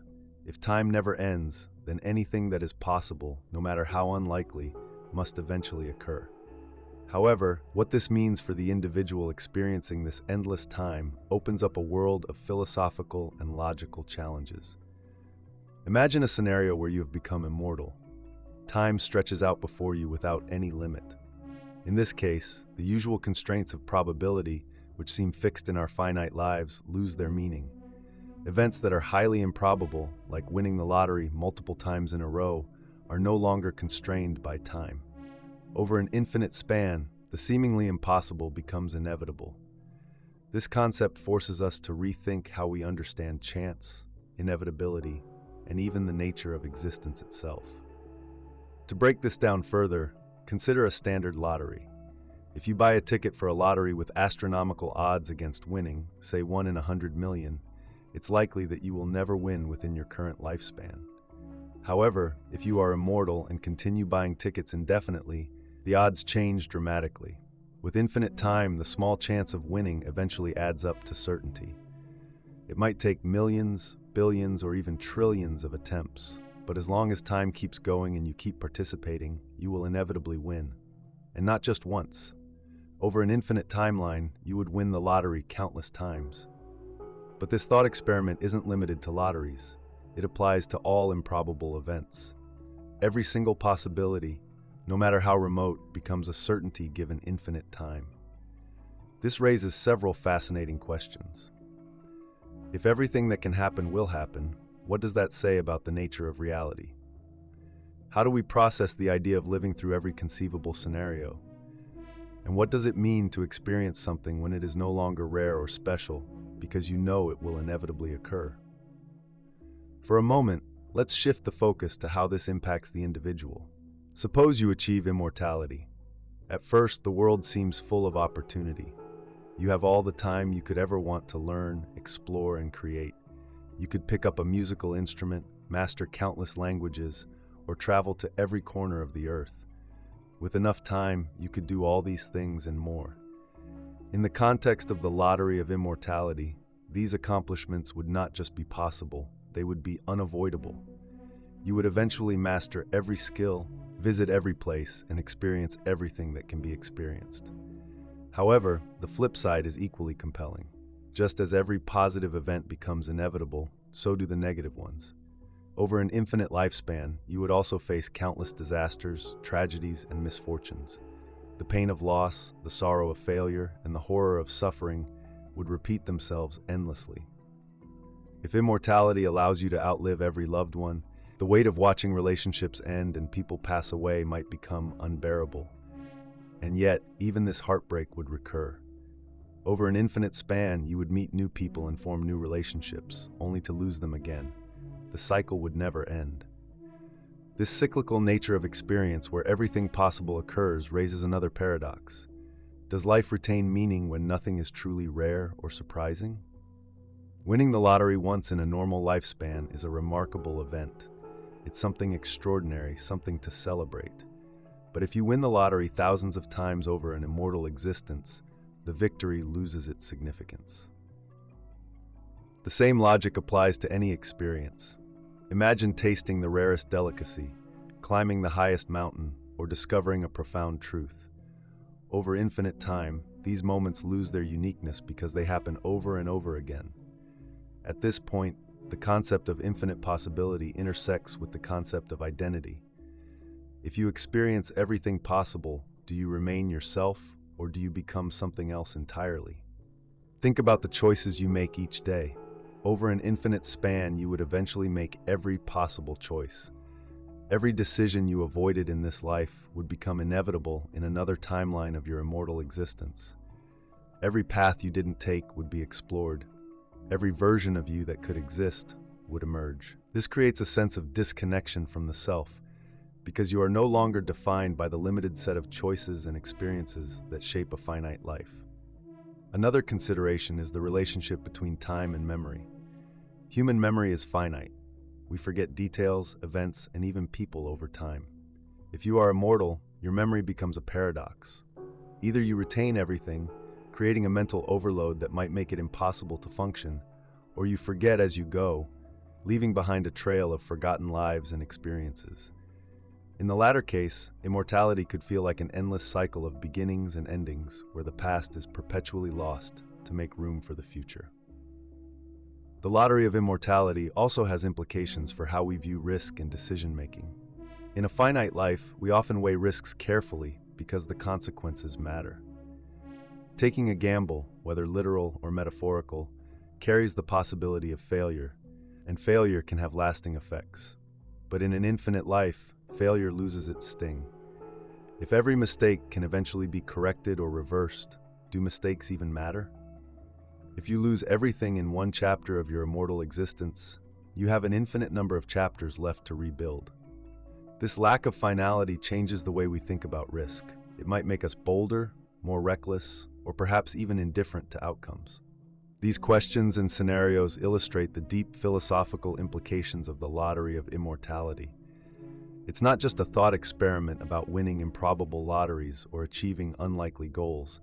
It's a way of examining the meaning of life, the nature of experience, and the relationship between time and identity. Immortality, as appealing as it sounds, might come with challenges that are just as overwhelming as the benefits. The thought experiment also touches on the limits of human understanding. Our minds are wired to think in finite terms. We measure time in days, years, and decades. We think about probabilities within the context of a human lifespan. Infinity, by contrast, is a concept that stretches beyond our intuitive grasp. When we try to imagine living forever, we run into the limits of what we can comprehend.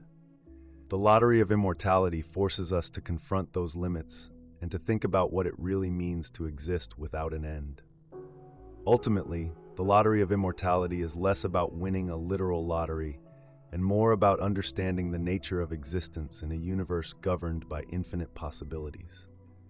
It challenges us to think about how we assign value to experiences, how we define ourselves through choices, and how we navigate a world where every outcome is not just possible, but inevitable.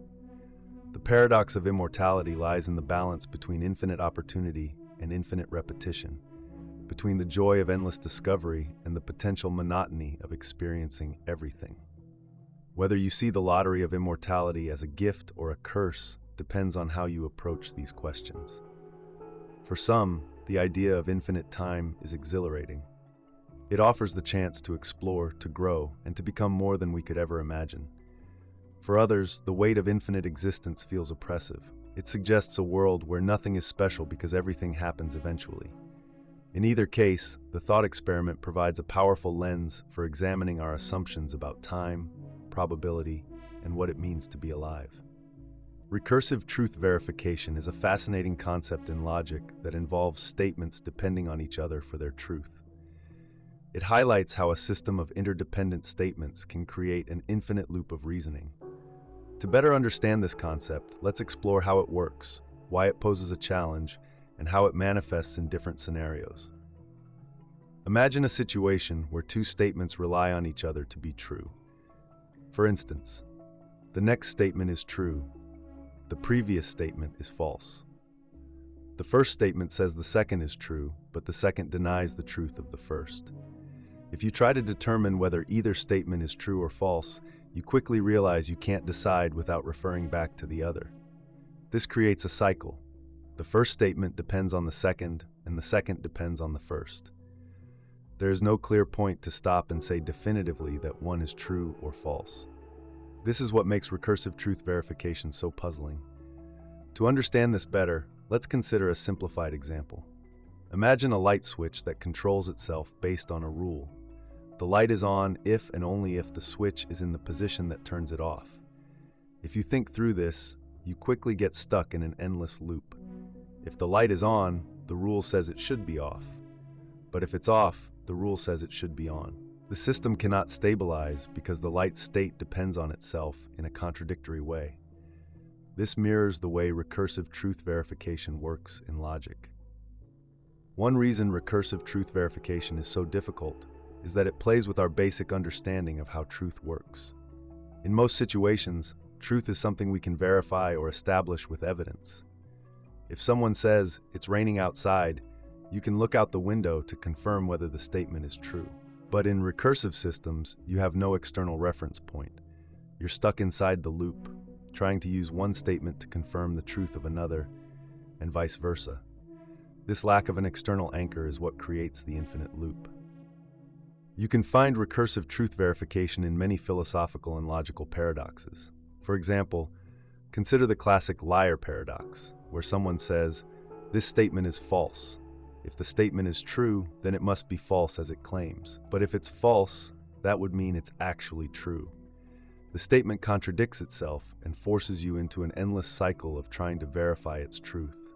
It's a classic example of how recursive truth verification can tie logic into knots.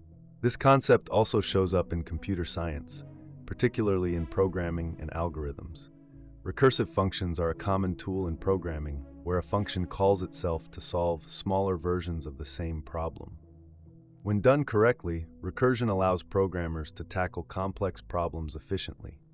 However, if a recursive function lacks a base case, a condition that stops the recursion, the program can enter an infinite loop. Imagine writing a program where a function calculates the factorial of a number. If you accidentally define it to call itself endlessly without a clear stopping point, the program will run forever, consuming resources without producing an answer. This kind of logical recursion in computers is similar to what happens in recursive truth verification in logic. Another way to think about this is through mutual dependence. Consider a legal system where two laws refer to each other to define their validity. Law A states Law B is valid. Law B states Law A is valid. If someone asks whether Law A is valid, you'd check Law B. But Law B's validity depends on Law A. The system offers no independent way to verify the validity of either law. Without an external criterion to resolve the question, you're trapped in an infinite cycle. This problem becomes even more interesting when applied to human communication. Imagine two people trying to verify each other's trustworthiness. Person A says, "You can trust me because person B says I'm trustworthy." Person B responds, "You can trust me because person A says I'm trustworthy." If you have no other information about these two people, you're left in a loop. Each person's trustworthiness depends entirely on the others, leaving you without a firm conclusion. This mirrors the way recursive truth verification works in broader systems. Recursive truth verification also plays a role in theoretical discussions about knowledge and belief. In philosophy, epistemology is the study of knowledge, how we know what we know. Some theories suggest that all knowledge is justified by other knowledge. For example, if you believe a scientific fact, you might justify it by pointing to a study. That study might rely on earlier research, which in turn depends on prior evidence. This chain of justification eventually raises the question, is there a foundational truth that supports all knowledge, or are we stuck in an infinite regress of justification? If there's no foundational truth, the entire structure of knowledge risks collapsing into an endless loop. In religious or metaphysical discussions, recursive truth verification sometimes appears in debates about ultimate causes. For instance, some people ask, if the universe was created, who created the creator? This question assumes that every cause must have a preceding cause. But if every cause depends on another, the chain of causation stretches infinitely backward, offering no final explanation. This creates a paradox. Either the chain has no beginning, or there must be an uncaused cause, which defies the logic of causation. To explore recursive truth verification further, let's return to self-referential statements. These are statements that refer to themselves either directly or indirectly. One famous example is the statement, "This statement is not provable." If it's true, then it cannot be proven, which means there's a true statement that logic cannot verify. But if it's false, then it must be provable, contradicting its claim. This kind of self-reference creates endless loops because the statement's truth depends on something it cannot resolve. Recursive truth verification also has implications for artificial intelligence. AI systems often rely on algorithms that make decisions based on rules. If the rules include recursive dependencies, the AI might struggle to reach a decision. For example, imagine an AI that uses a rule like, I will trust information from source A if source B says it's reliable, and I will trust source B if source A says it's reliable. This creates a recursive loop where the AI cannot establish trust in either source without external input. Such loops can lead to inefficiency, confusion, or failure in decision-making processes. One way to address recursive truth verification is to introduce external criteria or constraints. In programming, this means adding a base case to recursive functions. In logic, it might involve grounding statements in empirical evidence or axiomatic truths, statements accepted without proof. For example, in mathematics, axioms provide a starting point for building logical systems. These axioms don't depend on other statements for their validity, which prevents infinite loops of verification. Despite its challenges, recursive truth verification can also offer insights into the nature of truth and systems. It forces us to examine the assumptions we make about logic, causation, and dependency. By confronting these loops, we learn to identify when a system lacks an independent foundation and when it needs external criteria to function effectively. In everyday life, we rarely encounter pure examples of recursive truth verification. Most of our reasoning relies on evidence, observation, or widely accepted principles. However, understanding this concept can sharpen our thinking and help us recognize when we're caught in circular arguments or endless loops. Whether you're exploring philosophy, mathematics, or programming, recursive truth verification serves as a reminder of the limits and complexities of logical systems. The EPR paradox is one of the most fascinating and puzzling ideas in quantum physics. It deals with the strange and seemingly impossible phenomenon called quantum entanglement. This paradox gets its name from three physicists, Albert Einstein, Boris Podolsky, and Nathan Rosen, who first described it in a paper published in 1935. They wanted to challenge the completeness of quantum mechanics, a field that at the time was still developing and full of mysteries. They believed quantum mechanics had gaps and argued for a more complete theory that could explain the world more intuitively. To understand the EPR paradox, you need to know about entanglement. Imagine you have two particles, like electrons, that are entangled. This means their properties are connected, no matter how far apart they are. If you measure something about one of the particles, like its spin, you instantly know the same property of the other particle. This holds true even if the particles are light years apart. It seems as if the information about the first particle's state travels faster than light to the second particle. This idea goes against the principles of Einstein's theory of relativity, which says nothing can move faster than the speed of light.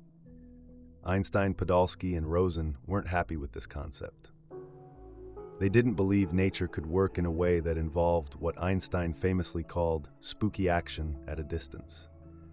They argued that if quantum mechanics predicts this kind of behavior, it must be incomplete. There had to be some hidden variables, properties of particles that we don't yet understand, that could explain these results without requiring faster-than-light communication. Their paper didn't disprove quantum mechanics outright, but it cast doubt on whether it provided a full description of reality. The paradox arises when you try to reconcile the predictions of quantum mechanics with classical ideas about how the world works. In classical physics, objects have definite properties, whether or not you measure them. For example, a book on your table has a specific weight, color, and size, even if you're not looking at it. This idea is called realism. But in quantum mechanics, particles don't have definite properties until you measure them. A particle exists in a state of probabilities, where it can be in many possible states at once. This is known as superposition. When you measure the particle, it collapses into one definite state. Let's break down the EPR argument with a simple example. Imagine two particles, A and B, that are entangled. If you measure the spin of particle A, you immediately know the spin of particle B. If A's spin is up, B's spin must be down, and vice versa. Before the measurement, both particles exist in a superposition of up and down spins. According to quantum mechanics, the act of measuring A's spin forces it into a definite state, and at the same time, B's spin also takes on a definite state. The key point is that this happens instantaneously, no matter how far apart A and B are. Einstein, Podolsky, and Rosen found this deeply troubling. If the particles are separated by a great distance, say one is on Earth and the other is on the Moon, how can information about A's spin reach B so quickly? To them, this implied one of two things. Either quantum mechanics allows faster-than-light communication, which would violate relativity, or the measurement at A somehow determines the state of B without any need for communication. They considered this second option illogical because it seemed to require abandoning realism, the idea that particles have properties even when not measured. To resolve this paradox, the EPR paper introduced the concept of hidden variables. They suggested that the particles must carry some additional information, which we can't yet observe, that determines the outcome of measurements. If such hidden variables exist, then quantum mechanics isn't a complete theory. It's just a statistical approximation of a deeper, underlying reality. Einstein and his colleagues believed that finding these hidden variables could restore a sense of order to the seemingly bizarre world of quantum mechanics. But the story didn't end there. In the 1960s, physicist John Bell devised a test, now called Bell's theorem, to determine whether hidden variables could explain quantum entanglement. Bell's work showed that if hidden variables exist, they must follow specific mathematical rules. These rules would result in certain patterns in the data when scientists measure entangled particles. Bell's theorem allowed researchers to design experiments to test whether the predictions of quantum mechanics or the hidden variable theories were correct. Over the years, many experiments have been conducted to test Bell's theorem. These experiments involve creating pairs of entangled particles, measuring their properties, and comparing the results. Time and time again, the experiments have supported the predictions of quantum mechanics and ruled out the kinds of hidden variables that Einstein, Podolsky, and Rosen envisioned. This means that entanglement really does involve an instant connection between particles, no matter how far apart they are. It's as if the universe operates on a deeper level of reality that defies our classical intuitions. One famous experiment was conducted in 2015 by a group of researchers who closed what is known as the loophole in earlier studies. Previous experiments had limitations that left room for doubt. For example, they couldn't always ensure that the particles were truly isolated from outside influences, or that measurements were completely independent.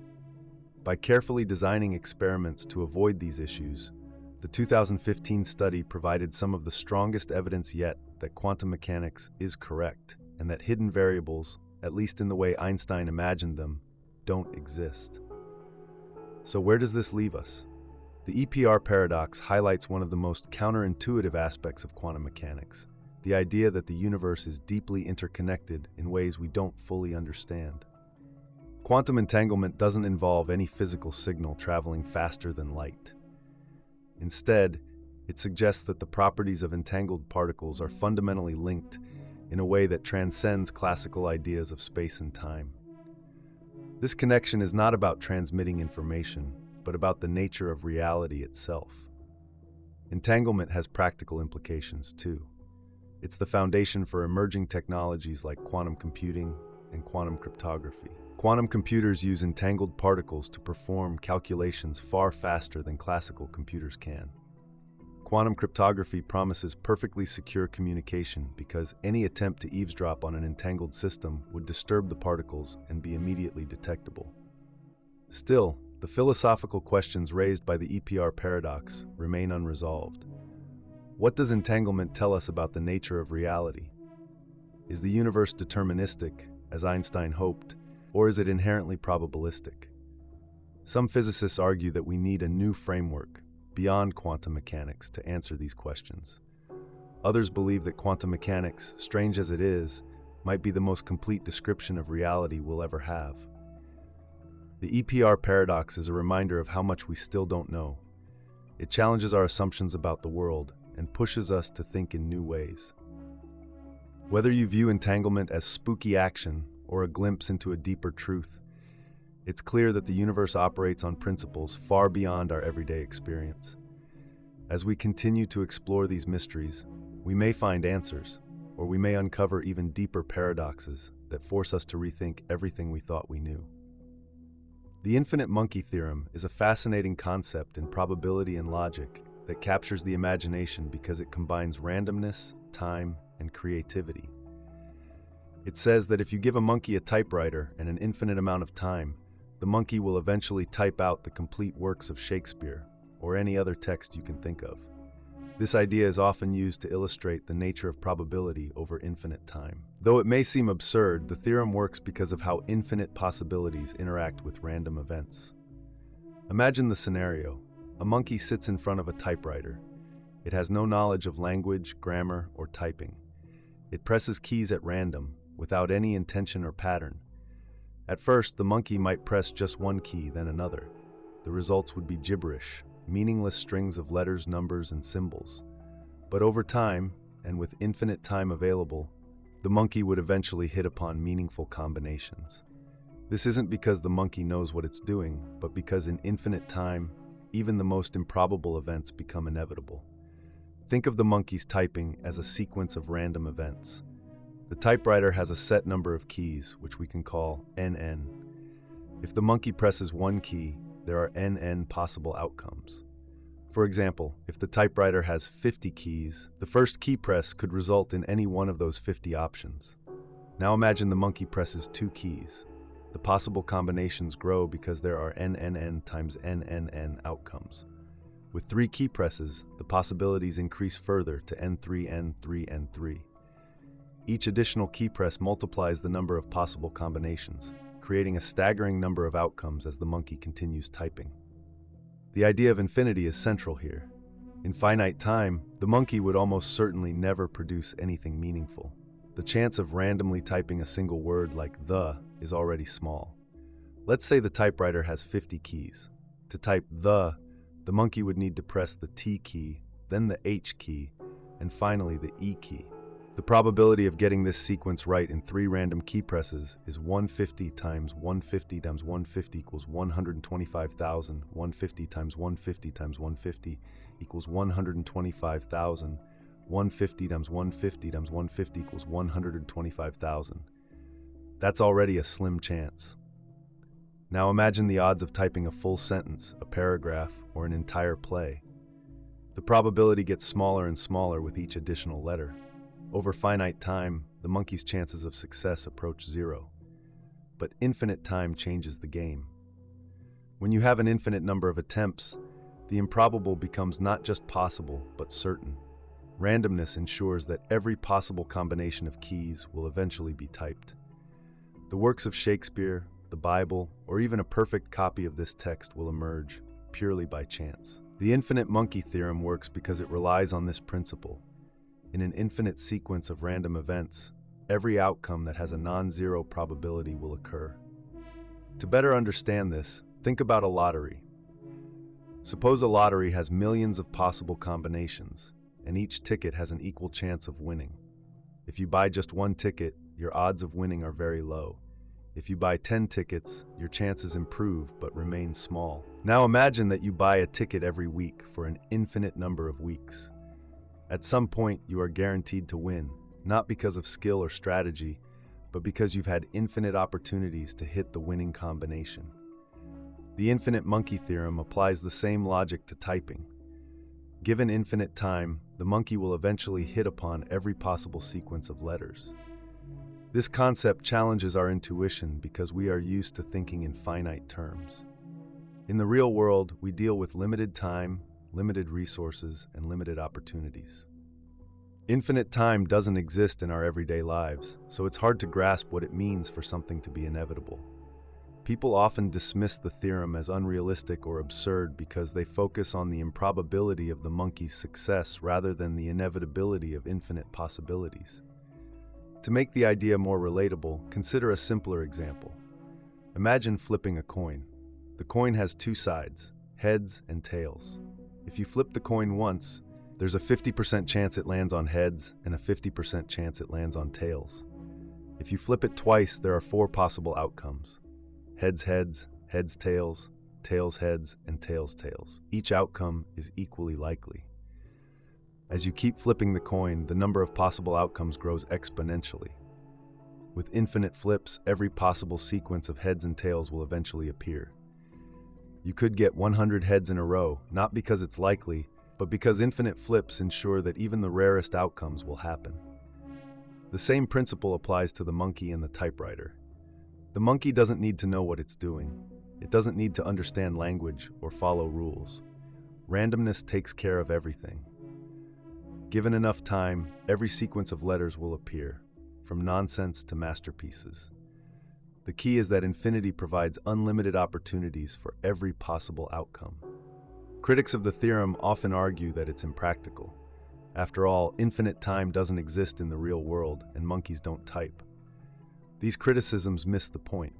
The theorem isn't meant to be a practical experiment. It's a thought experiment, a way to explore the nature of probability and randomness. It shows us that the improbable isn't impossible when you remove the constraints of time and opportunity. Some people take the idea further, using it to illustrate the vastness of infinity. They argue that if infinite time can produce Shakespeare's works, it can produce anything. The entire history of human literature, the genetic code of every living being, and even the random events of your own life could, in theory, be typed out by the monkey. This doesn't mean that the monkey is creative or intelligent. It's just a demonstration of how infinite randomness encompasses all possibilities. The infinite monkey theorem also has connections to mathematics and computer science. In mathematics, it's related to the concept of infinite sequences and the law of large numbers. The law of large numbers says that as the number of trials increases, the observed outcomes will converge on the expected probabilities.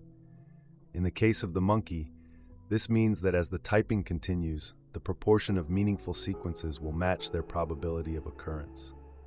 In computer science, the theorem is linked to ideas about randomness, algorithms, and brute force methods. Brute force is a way of solving problems by trying every possible solution. The monkey's typing is a brute force approach to producing meaningful text. It's inefficient and random, but given infinite time, it works. Some variations of the theorem introduce new twists. For example, what if you had not one monkey, but 1,000,000 monkeys typing at once? This doesn't change the logic of the theorem, but it speeds up the process. With more monkeys, the probability of producing meaningful text increases because there are more simultaneous attempts. This variation highlights another principle of probability. The more trials you have, the greater your chances of success. Another variation asks, what happens if the monkey makes mistakes? For instance, what if the typewriter occasionally jams, or the monkey sometimes presses 2 keys at once? These factors introduce randomness within randomness, making the process even more chaotic. Yet, even with these complications, the fundamental idea remains the same. Infinite time ensures that every possible outcome, no matter how improbable, will occur. The infinite monkey theorem can also lead to philosophical questions. For example, if randomness can produce Shakespeare, what does this say about creativity? Does it mean that creativity is just a product of chance? Most people would say no. Creativity involves intention, purpose, and understanding, none of which the monkey possesses. The monkey isn't creating Shakespeare's works in any meaningful sense. It's simply generating random sequences, and some of those sequences happen to match Shakespeare's text. This distinction reminds us that randomness and creativity are fundamentally different, even if they can produce similar results. Some critics also use the theorem to argue against the idea of infinite time, or the existence of randomness itself. They claim that infinity is an abstract concept, not something that can exist in reality. Others question whether true randomness is even possible. In the real world, randomness often comes from physical processes, like rolling dice or flipping coins. These processes are influenced by initial conditions, such as how the die is thrown or how the coin is flipped. This means they aren't truly random, but determined by complex factors. In the case of the monkey, randomness is an idealization, a way of modeling a process without worrying about physical constraints. Despite these criticisms, the infinite monkey theorem remains a powerful and thought-provoking idea. It challenges our intuition, expands our understanding of probability, and encourages us to think about the nature of randomness and infinity. It shows us that even the most improbable events can happen, given enough time and opportunity. And it reminds us that infinity, while abstract, has real implications for how we understand the universe. The theorem may seem absurd at first glance, but it reveals deep truths about the nature of possibility and chance. It's a window into a world where time has no limits, and every outcome is inevitable. In that world, the monkey becomes not just a symbol of randomness, but a testament to the boundless potential of infinite possibilities. The Ouroboros is an ancient symbol that shows a snake or dragon eating its own tail. It forms a complete circle, which has fascinated people for thousands of years. This symbol appears in myths, philosophy, and even modern science. At its core, it represents cycles, self-reference, and endless loops. To understand its depth, we need to explore the many ways it reflects life's patterns and how it challenges our ideas about beginnings, endings, and continuity. Imagine the Ouroboros as a simple image. A snake bites its tail, creating a loop that has no start or finish. This picture may seem basic, but its meaning runs deep. The snake eats itself, which creates a paradox. It is both the eater and the eaten, the creator and the destroyer. This dual nature raises questions about how something can sustain itself while consuming itself. It suggests that things can be self-sufficient, but at the cost of never-ending repetition. This symbol is old, possibly originating in ancient Egypt or Mesopotamia. It later appeared in Greek and Norse mythology, as well as in alchemy during the Middle Ages. Across cultures, the Ouroboros carries similar ideas: cycles of renewal, the unity of opposites, and the connection between destruction and creation. It symbolizes how things come full circle, just like the changing seasons or the cycles of life and death. Think of how the Ouroboros reflects cycles we see in nature. Seasons change in a predictable way. Spring brings new life, summer sees growth, autumn brings decay, and winter marks a pause before it all begins again. This repeating pattern is like the snake circling back to its tail. It reminds us that while things seem to end, they often lead to new beginnings. Life itself follows this loop, where death feeds new growth, and the process continues. Another way to see the Ouroboros is through human actions. People create systems that often loop back on themselves. Consider the economy, which grows and collapses in cycles. A period of expansion might lead to overproduction, which causes economic strain. This strain leads to decline, which eventually forces a reset. The cycle then begins again. While this pattern may seem unavoidable, it often feels like progress is limited by repetition. The Ouroboros also shows up in how we think. Some thoughts create infinite loops, just like the snake eating its tail. For example, imagine asking yourself, why do I exist? If you answer, because I was born, then you might ask, why was I born? This can go on endlessly. Each answer leads to another question, looping without end. The Ouroboros is a way to picture this mental cycle. It doesn't solve the problem, but shows how certain questions create loops that are hard to escape. In philosophy, the Ouroboros often represents self-reference.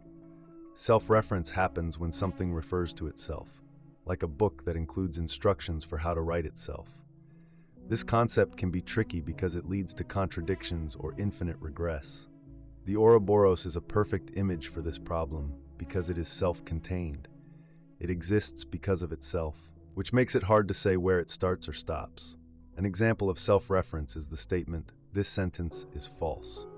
If the sentence is true, then it must be false, but if it's false, then it must be true. This loop of logic mirrors the Ouroboros. It circles back on itself endlessly, creating a paradox that is difficult to resolve. The Ouroboros also connects to modern ideas in science. In biology, DNA is an example of a self-replicating system. It creates copies of itself, ensuring life continues. This process repeats across generations, much like the Ouroboros symbolizes endless renewal. In physics, concepts like the Big Bang and the Big Crunch mirror the idea of a universe that expands, contracts, and then begins again. The Ouroboros can represent this infinite cycle, where the end is always the beginning. Even in technology, we see echoes of the Ouroboros. In programming, a recursive function calls itself to solve a problem. For instance, a function designed to calculate factorials might call itself repeatedly with smaller inputs until it reaches a base case. This process loops, much like the snake eating its tail. While recursion has practical uses, it also risks getting stuck in infinite loops if not designed carefully. These loops, though unintended, are another form of the Ouroboros at work. The Ouroboros also appears in art and literature. Writers and artists use it to explore themes of renewal, identity, and self-destruction. In stories, a character might face a repeating cycle, like someone reliving the same day over and over. This can be a metaphor for personal growth or stagnation, depending on how the cycle ends, or doesn't. By using the Ouroboros, creators show how life often feels like a loop, where progress is intertwined with repetition. At its heart, the Ouroboros challenges how we think about time.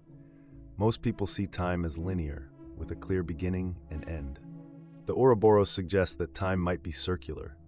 Events might repeat or feed into each other, just like the snake consuming itself. This idea forces us to rethink our understanding of progress. Is it always forward-moving, or can it loop back on itself? While the Ouroboros can symbolize endless renewal, it can also point to stagnation. If something is stuck in a loop, it might not change or grow. Imagine someone who repeats the same mistakes in their relationships or career. They might feel trapped, like they can't break free of the cycle. The Ouroboros is a way to picture this feeling of being stuck. It shows how cycles can either lead to growth or keep someone in the same place. In a more abstract sense, the Ouroboros represents unity. It shows that opposites like creation and destruction are connected. The snake destroys itself by eating its tail, but it also sustains itself through the act. This duality is a reminder that life often blends opposites. Good and bad, growth and decay, beginning and end, they all exist together, shaping each other. The Ouroboros captures this unity in a way that is both simple and profound. The Ouroboros also raises questions about identity. If something consumes itself, what remains? Does it stay the same or does it change? This question applies to people, systems, and even the universe. Think of someone who reinvents themselves after a major life event. They might seem like a new person, but parts of their old self remain. The Ouroboros captures this mix of continuity and change. In personal growth, the Ouroboros can symbolize the process of transformation. People often go through cycles of learning, unlearning, and relearning. Each stage feels like starting over, but it builds on what came before. This process is like the snake eating its tail. It destroys the old but creates the new, forming a continuous loop of self-improvement. At the same time, the Ouroboros reminds us of limits. Endless loops can feel exhausting, especially when they don't lead to progress. Think of someone caught in a cycle of overthinking or self-doubt. They might replay the same thoughts or scenarios, unable to move forward. The Ouroboros reflects this struggle, showing how cycles can be both powerful and constraining. Despite its ancient origins, the Ouroboros remains relevant today. It appears in discussions about sustainability, where people seek to create systems that renew themselves instead of depleting resources. The symbol encourages us to think about how we can balance creation and destruction, much like the snake does. The Ouroboros also offers a way to think about endings. In many cases, an ending is also a beginning. When a project finishes, it often leads to the start of something new.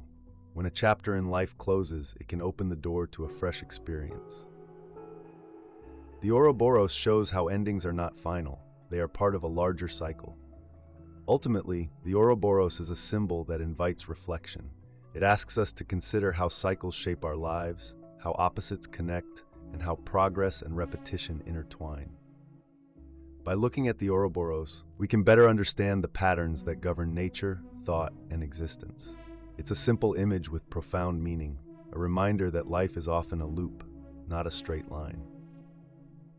The dynamic paradox, often known as the arrow paradox, is a fascinating problem that challenges how we understand motion and time. This paradox was first introduced by Zeno of Elea, a Greek philosopher who lived in the 5th century BCE. Zeno proposed a series of paradoxes, each designed to question our understanding of space, time, and change. The arrow paradox specifically focuses on motion, arguing that it is impossible based on how we perceive time. Imagine an arrow flying through the air. When we think of the arrow's motion, we might picture it smoothly traveling from the bow to its target. But Zeno suggested a different way of looking at the situation. He argued that at any given instant, the arrow is not moving. It is simply occupying a specific position in space. If we freeze time and observe the arrow at one moment, we see that it isn't traveling anywhere. It just is. If this is true for every moment in time, then the arrow can never actually move. Its flight is just a collection of still snapshots, like frames in a film. Zeno's paradox asks, if the arrow isn't moving at any individual moment, how can we say it's moving at all? To understand this better, think of how movies work. A film is a series of still images that play quickly, one after another, to create the illusion of movement. Each individual frame shows a fixed scene, but when you flip through them quickly, your brain connects the dots and perceives motion. Zeno's argument takes this idea to its logical extreme. He suggests that real life might work the same way. If each frame of time is static, where does the movement come from? What is it that connects these frames to create the experience of motion? At first glance, the paradox seems absurd. We can see motion happening all around us. Cars drive down roads, rivers flow, and people walk across rooms. But Zeno wasn't trying to deny these observations. Instead, he wanted to show that our understanding of time and space might be flawed. By breaking motion down into individual moments, Zeno forced people to question how movement is possible at all. The arrow paradox raises deeper questions about the nature of time. How do we define a single moment? If time can be divided into infinitely small segments, does each segment have a duration? If it does, how can we fit an infinite number of these moments into a finite span of time? And if it doesn't, how can these moments add up to create something as real as motion? This paradox has puzzled thinkers for centuries, but it also paved the way for breakthroughs in mathematics and physics. In the 17th century, mathematicians like Isaac Newton and Gottfried Wilhelm Leibniz developed calculus, a tool that helps us understand continuous change. Calculus allows us to describe motion in terms of limits and infinitesimals, quantities that are infinitely small but still meaningful. Using calculus, we can show how an object's position changes over time, even if each individual moment seems frozen. For example, consider how we describe the speed of a car. At any given instant, the car has a specific velocity, measured in miles per hour or meters per second. This velocity tells us how the car's position is changing over time, even though we can't directly observe motion in a single moment. Calculus bridges the gap between the stillness of individual moments and the reality of continuous motion. It explains how the arrow can move, even if Zeno's reasoning suggests otherwise. In physics, Zeno's paradox also touches on the concept of relativity. Albert Einstein's theory of relativity shows that time and space are not absolute, but depend on the observer's frame of reference. An object's motion is always relative to something else, and time itself can stretch or contract depending on the situation. These ideas further complicate our understanding of Zeno's paradox. but also help resolve it by providing a more flexible framework for thinking about time and space. Some modern interpretations of Zeno's paradox suggest that it isn't about motion at all, but about the limits of human understanding. Zeno might have been pointing out that our minds struggle to grasp infinity and continuity. When we break something down into smaller and smaller pieces, we eventually reach a point where our reasoning falters. The paradox highlights this limitation, encouraging us to think more deeply about how we model the world. To see this limitation in action, consider a simple math problem. Imagine you have a piece of string and you cut it in half. Then, you take one of the halves and cut it in half again. You keep doing this over and over, cutting the remaining piece into smaller and smaller parts. In theory, you could continue this process forever, dividing the string into infinitely many pieces. But in practice, you would eventually reach a point where the pieces are too small to cut. This example shows the difference between abstract reasoning and physical reality.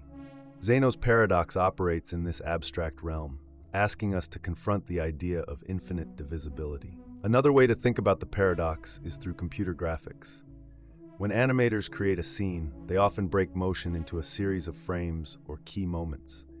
Between these key moments, they use interpolation to fill in the gaps, creating smooth motion on the screen. Zeno's paradox suggests that reality might work the same way, with motion emerging from the interactions between static moments. However, this idea challenges our usual understanding of time as something continuous and unbroken. Critics of Zeno's paradox often argue that it relies on an unrealistic view of time. In everyday life, time doesn't feel like a series of frozen moments. It feels fluid and seamless. But how do we know this is true? Our perception of time might be shaped by the way our brains process information, not by the nature of time itself. Some physicists and philosophers argue that time could be quantized, meaning it exists in discrete units rather than as a continuous flow. If this is true, Zeno's paradox might reveal a fundamental truth about the universe. On the other hand, some argue that Zeno's paradox is simply a linguistic trick. They suggest that the problem lies in how we describe motion, not in motion itself. When we talk about an arrow's flight, we use language that divides time and space into parts. This way of speaking might create the illusion of a paradox where none exists. From this perspective, Zeno's argument is less about physics and more about the limits of language and logic. Despite these debates, the arrow paradox remains a powerful tool for exploring deep questions about time, space, and motion. It forces us to examine our assumptions and pushes us to develop better ways of understanding the world. Whether we approach it through mathematics, physics, or philosophy, the paradox challenges us to think more carefully about concepts we often take for granted. In the end, Zeno's paradox doesn't have a simple solution, and that's part of its appeal. It invites us to engage with ideas that are complex and mysterious, reminding us that some questions don't have easy answers. By grappling with the arrow paradox, we gain a deeper appreciation for the intricacies of motion and the profound mysteries of time. It's a reminder that even the most basic aspects of reality can be endlessly fascinating when we take the time to look closely. The paradox of retrocausality is a concept in philosophy and physics that challenges our basic understanding of time and cause and effect. It suggests that an event in the future can influence an event in the past. At first glance, this idea seems strange. We are used to thinking that causes always come before their effects. For example, if you push a ball, it rolls. The push happens first, and the rolling follows. Retrocausality flips this order. It asks, what if the rolling could somehow make the push happen? To understand retrocausality, imagine a simple scenario. Picture a scientist who builds a machine that sends information back in time. One day, the scientist receives a message on the machine saying, "Don't press the red button." The scientist, curious, decides not to press it. Later, the scientist wonders, who sent the message? If the scientist never pressed the button, then the message could not have been sent. But if the message had not been sent, the scientist might have pressed the button. This creates a loop where the past and future depend on each other in a way that defies our normal understanding of time. This paradox is often explored in science fiction, but it has serious implications for physics. In quantum mechanics, there are experiments that suggest particles can affect each other across time. For example, a decision made in the present about how to measure a particle can seem to determine how that particle behaved in the past. This is not just a thought experiment. It has been observed in certain quantum experiments. Scientists call this quantum entanglement, and it seems to allow information to travel backward through time in a way that challenges our traditional idea of causality. Retrocausality also raises interesting questions about free will. If the future can influence the past, does that mean our choices are not really free? Let's say you receive a message from your future self telling you to take a specific job. You follow the advice and take the job. Later, you become the future version of yourself and send the message. Was your decision to take the job really yours? Or were you just following a path that was already set? Retrocausality makes it hard to know where free will ends and predestination begins. Another example comes from a famous thought experiment called the Grandfather Paradox. Imagine you travel back in time and accidentally prevent your grandfather from meeting your grandmother. If they never meet, then you are never born. But if you are never born, how could you have traveled back in time?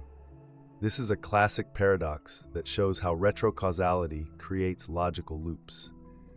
If the past depends on the future, and the future depends on the past, the line between cause and effect becomes blurry. Scientists and philosophers have tried to resolve these paradoxes in different ways. One approach is the idea of multiple timelines. In this view, changing the past creates a new timeline that splits off from the original one. If you stop your grandparents from meeting, you create a new timeline where you don't exist. But the original timeline, where they did meet and you were born, still exists. This idea avoids some of the logical problems of retrocausality, but it raises new questions.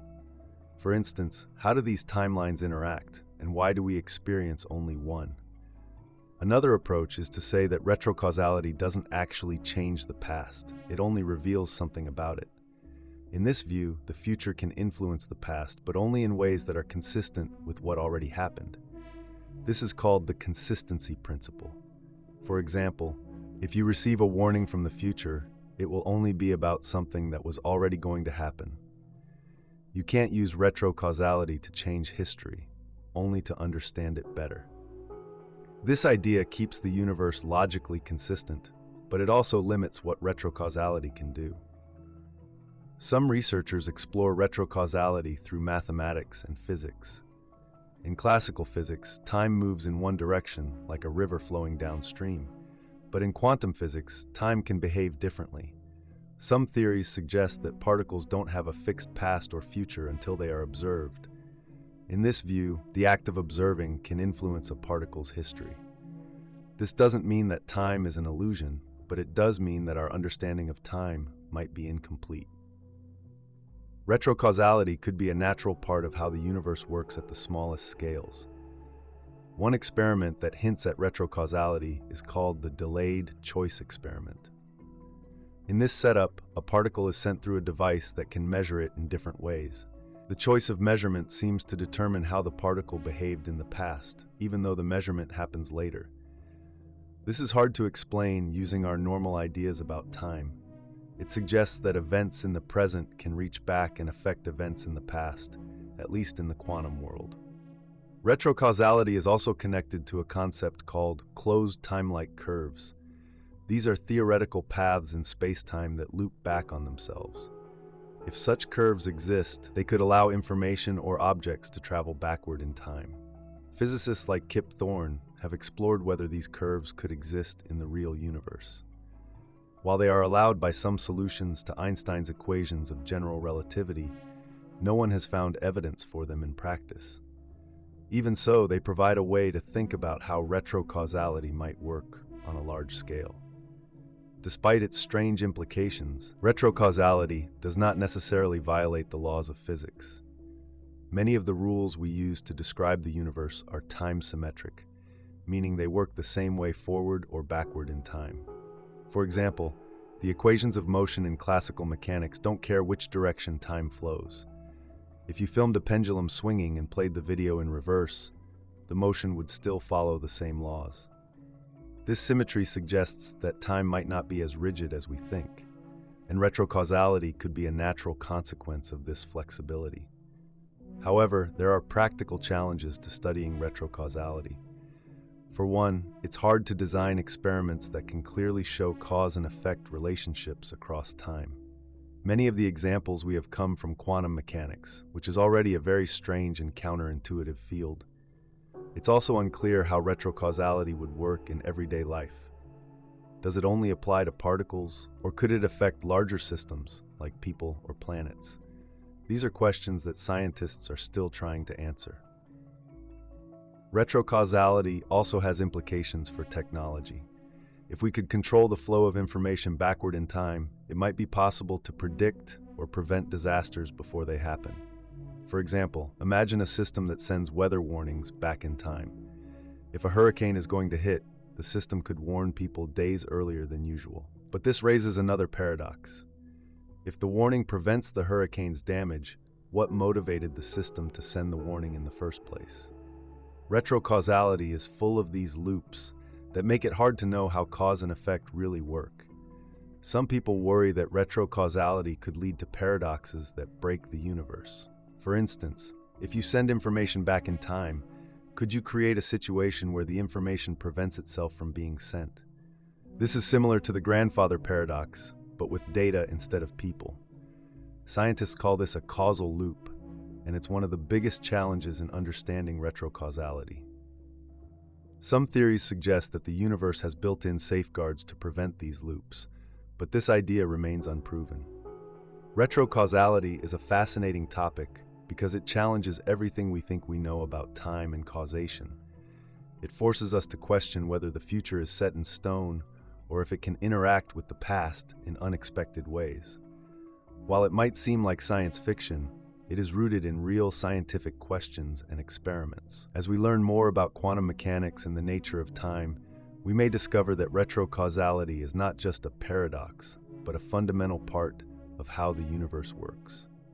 An infinite loop in artificial intelligence refers to a situation where an AI system enters a cycle of operations that it cannot escape. This cycle prevents the AI from achieving its intended purpose or completing its task. Infinite loops can arise from poorly designed algorithms, logical contradictions, or systems designed to self-improve without clear boundaries or safeguards.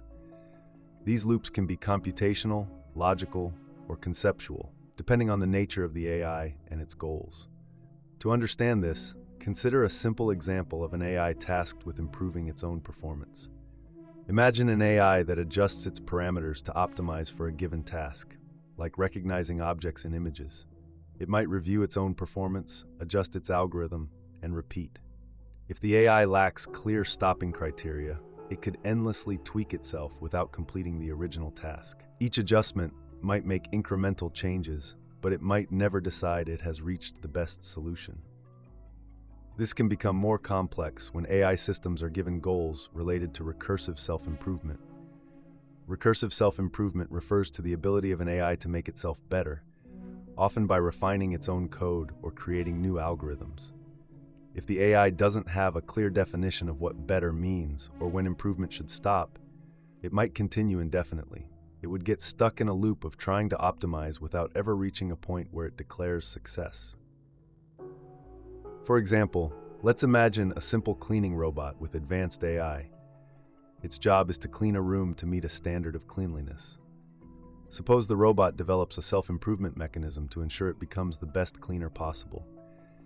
It might start by improving its pathfinding algorithm to vacuum more efficiently. Then, it might modify its dirt detection sensors to identify smaller particles. Next, it might redesign its cleaning tools for finer cleaning. Each improvement seems reasonable in isolation, but together they could lead to an infinite loop.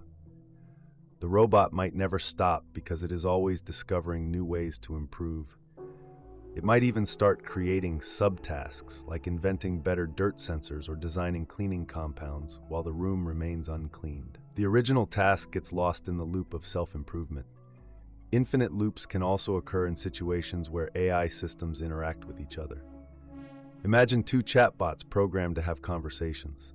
One is designed to ask questions, and the other is designed to respond. If the first chatbot keeps asking why, and the second chatbot keeps generating explanations, they could go on forever. While this example is humorous, it highlights the importance of designing systems with mechanisms to break loops. Infinite loops also pose risks in scenarios involving ethical decision-making. Consider an AI tasked with maximizing human happiness. If it defines happiness based on feedback from humans, it might endlessly adjust its approach to get better feedback, never settling on a definitive action. Alternatively, if it attempts to simulate all possible scenarios to predict the best outcome, it might get trapped in an infinite loop of analysis, unable to act because it always finds a new possibility to consider. The risks of infinite loops become more pronounced as AI systems become more complex and autonomous. In safety-critical applications like healthcare, transportation, or military systems, an infinite loop could cause delays, failures, or even catastrophic outcomes. Imagine an AI in a self-driving car that endlessly evaluates the best route without moving. The car would be useless, no matter how advanced its decision-making process. Preventing infinite loops requires careful design and testing. One common approach is to set clear termination criteria. For example, an AI designed to improve itself might have a built-in limit on how many iterations it can go through before stopping. Another strategy is to define good enough thresholds, where the AI is programmed to recognize when further improvement is unnecessary or marginal. Another method involves monitoring AI systems for unexpected behavior. Developers can build in mechanisms to detect when an AI enters a loop and intervene. For instance, if a self-driving car's navigation AI starts recalculating routes endlessly, a secondary system could take over to ensure the car continues on its way. Transparency and explainability in AI design also help mitigate infinite loops. If developers can understand why an AI is making certain decisions, they are better equipped to identify and address potential looping behavior. For example, an AI that generates recommendations for online shopping might enter a loop if it constantly refines its suggestions based on user clicks. By analyzing its decision-making process, developers could identify the source of the loop and adjust the algorithm to prevent it. One challenge with infinite loops in AI is that they can sometimes emerge from unexpected interactions between components. In complex systems, individual parts may function correctly, but their interactions can create feedback loops. For example, in a financial trading AI, one component might analyze market trends while another executes trades. If the analysis component continuously updates the trading strategy and the trading component's actions influence the market trends being analyzed, the system could enter an endless loop of adjustments. This feedback loop could destabilize the market or cause the AI to lose track of its original goals. Infinite loops are not always harmful. In some cases, they are intentionally designed into AI systems. For example, an AI that monitors network security might run continuously, scanning for threats. The loop is not a problem because it serves the intended purpose. The key difference is that this type of loop has a clear function and is not the result of unintended behavior. Infinite loops in AI also have philosophical implications. They highlight the challenges of defining objectives and constraints in ways that align with human values. When we ask an AI to maximize something, we must carefully consider what that means and how it will behave when pursuing that goal. If we are not clear, the AI might interpret its objective in a way that leads to looping behavior or other unintended consequences. For instance, imagine an AI tasked with generating artistic content. If its goal is to produce the perfect piece of art, it might endlessly revise its work, never reaching a conclusion because perfection is subjective and unattainable. This scenario reflects the broader issue of how AI interprets open-ended goals. Another interesting area to consider is the relationship between infinite loops and machine learning. In machine learning, algorithms improve based on feedback from data. If the feedback loop is not properly managed, it can result in overfitting, where the AI becomes so specialized in its training data that it performs poorly on new data.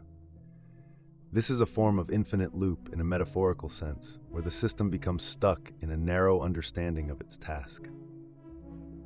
To avoid these pitfalls, Researchers and engineers often apply techniques like regularization, cross-validation, and early stopping in machine learning models. These methods introduce constraints or monitoring mechanisms to ensure that the system generalizes well and avoids excessive iterations. The potential for infinite loops also raises questions about the limits of AI autonomy. As AI systems become more capable, we delegate more responsibilities to them. However, with greater autonomy comes a greater risk of unintended behavior, including infinite loops. Designing systems that balance autonomy with control is an ongoing challenge in the field. Infinite loops also have implications for AI governance and policy. Regulators and policymakers must consider how to address risks associated with AI behavior, including looping. Standards and guidelines for AI development can help ensure that systems are designed with safeguards against infinite loops. For example, regulations might require developers to implement fail-safes that stop or reset an AI if it enters a loop. In conclusion, infinite loops in artificial intelligence are a critical issue that highlights the complexity of designing autonomous systems. They can arise from self-improvement mechanisms, feedback loops, or poorly defined goals. While they can be harmful in many contexts, they are not inherently bad. Proper design, testing, and monitoring can prevent unintended loops and ensure that AI systems operate as intended. As AI continues to evolve, understanding and addressing these challenges will remain essential to harnessing its potential while minimizing risks. Imagine stepping into a machine that promises to transport you from one place to another in an instant. The machine scans every atom in your body, records their exact positions, and then disassembles you completely. At the same time, a duplicate version of you, made from entirely new materials, is assembled at the destination. This new version has your memories, your appearance, and even your quirks. From the outside, it looks like a perfect way to travel. But a deeper question lingers. Is this new person still you? The Teletransportation Paradox raises unsettling questions about identity, consciousness, and what it means to exist. To understand it, let's break it down step by step. Imagine you're standing in front of a teleportation device, ready to take a journey. You know the process. The machine at your departure point will destroy your body after recording its structure, while the machine at your destination will recreate you perfectly. The version of you at the destination will have no memory of the destruction process, only the memory of stepping into the machine and being transported. From their perspective, the trip was instantaneous. But what happened to the original you?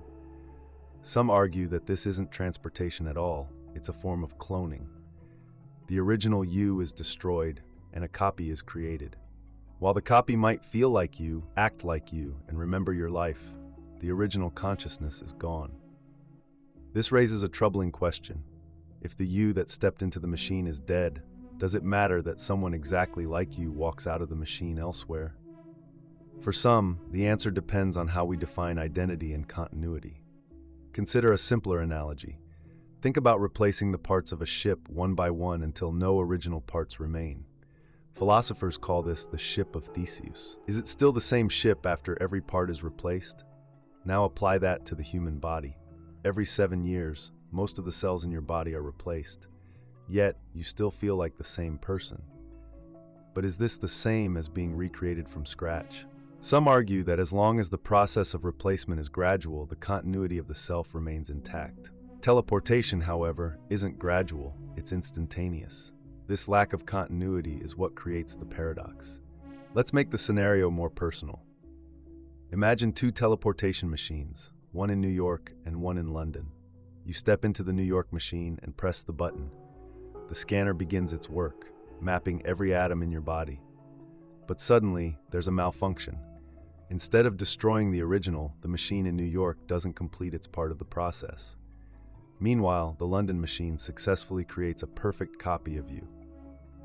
Now there are 2 versions of you, one in New York and one in London. Which one is the real you? The answer isn't simple. The version in London insists they are you. They have all your memories, thoughts, and feelings. To them, the trip was a success. But you, still in New York, are left wondering if the process was ever about transportation at all. If teleportation is cloning and you're the original, does that mean the process destroys the self every time? Or is there something deeper, something about consciousness that we don't fully understand? Now consider a more extreme case. Suppose the teleportation machine doesn't just malfunction once, but every time. Every time you step into the machine, it fails to destroy the original, creating a new copy at the destination. After 10 trips, there are 10 versions of you, each claiming to be the original. If each version is equally valid, what does that say about identity? Are all of them you, or are none of them? This situation pushes us to think about whether the self is tied to a single body, or whether it can exist in multiple places simultaneously. For many, the problem centers on the nature of consciousness. Is consciousness something that can be transferred, like a file on a computer, or is it tied to the physical structure of the brain and body? Some philosophers argue that consciousness is emergent. It arises from the interactions of the brain's components. If that's true, then a perfect replica of your brain should produce the same consciousness. From this perspective, teleportation works because it recreates the exact conditions for your consciousness to emerge. Others disagree, arguing that consciousness is continuous. They believe that even a perfect replica wouldn't share the same subjective experience as the original. In this view, the version of you at the destination might think they are you, but the original you, the one who stepped into the machine, ceases to exist. This interpretation is unsettling because it suggests teleportation is indistinguishable from death, with the added complication that someone else continues your life in your place. Science fiction often explores these themes. In movies, books, and TV shows, teleportation is a common plot device, but these stories rarely address the deeper philosophical questions. When they do, they often leave us with more questions than answers. For instance, in the movie The Prestige, a machine creates a perfect duplicate of a person, but the original doesn't disappear. The protagonist faces a grim decision: which version of him gets to live? This story dramatizes the Teletransportation Paradox, forcing us to confront the ethical and emotional consequences of such technology. What about the future? Could teleportation ever become real? Some scientists believe that quantum mechanics might hold the key. Quantum teleportation already exists, but it works on a subatomic scale. It involves transferring quantum information between particles, not moving physical matter. Even if we scaled this up, it would face the same philosophical problems. Transferring the information about your atoms is one thing, but what about transferring your experience, your awareness? Could we ever guarantee that the consciousness in the recreated body is the same as the original? The Teletransportation Paradox also raises ethical questions. If teleportation destroys the original and creates a copy, should it be legal? Would people use it if they knew the original would die every time? And if multiple copies could exist simultaneously, what rights would they have? Imagine a world where teleportation machines are common, but every trip results in more versions of the same person. How would society handle the implications? Would all versions have the same legal identity, or would they be treated as separate individuals? This paradox challenges how we think about existence itself. It forces us to ask whether we are more than the sum of our parts. Are we defined by our physical bodies, our memories, or something else entirely? The idea that a person could be recreated raises the possibility that our sense of self is an illusion, a byproduct of the brain's functioning. If that's true, then maybe teleportation doesn't destroy us, it just shifts the illusion to a new body. But if consciousness is more than that, if it's something unique and untransferable, then teleportation is nothing more than a high-tech way to end a life. Ultimately, the Teletransportation Paradox doesn't offer easy answers. It pushes us to examine the boundaries of identity, the nature of consciousness, and the meaning of existence. Whether or not teleportation ever becomes a reality, the questions it raises will remain relevant. In a world increasingly shaped by technology, understanding what makes us who we are is more important than ever. A hyperbolic time chamber, or a temporal loop, is a concept that captures the idea of time repeating itself endlessly. It is often used in stories, particularly in science fiction and fantasy, to explore what happens when someone experiences the same events over and over again. Imagine waking up every day only to find that nothing has changed. You make decisions, interact with people, and go about your routine, but at the end of the day, time resets. The next morning, you wake up in the same place on the same day, and all the progress you thought you made is gone. This kind of loop creates an unusual situation that raises questions about choice, consequence, and meaning. One way to think about a temporal loop is as a trap. Time becomes a circle, folding back on itself so that it never progresses forward. If you imagine a straight line representing normal time, a loop would be a line that circles back to the same starting point over and over again. In many stories, people caught in a time loop find themselves stuck in a single day or moment, unable to escape until they meet some condition. Often, this condition involves learning a lesson, making a specific choice, or changing something significant about their behavior or understanding. Take a scenario where someone wakes up every morning on the same Monday. They hear the same alarm, eat the same breakfast, and have the same conversations. At first, they might not notice anything unusual, but as they go through their day, the sense of familiarity grows stronger. When the day ends, they go to sleep and expect to wake up on Tuesday. Instead, they wake up and find it is Monday again. Everything that happened the previous day is reset, as if none of it occurred. This is the hallmark of a temporal loop. Events do not persist beyond the reset point. The first reaction most people might have in this situation is confusion. They might think it's a dream or a trick of memory. Over time, as the loop continues, confusion turns into frustration. No matter what they do, the day resets, erasing their progress. Imagine trying to solve a problem only to find all your work undone when the loop restarts. This frustration can lead to despair. People in these situations often feel powerless, as though their actions do not matter.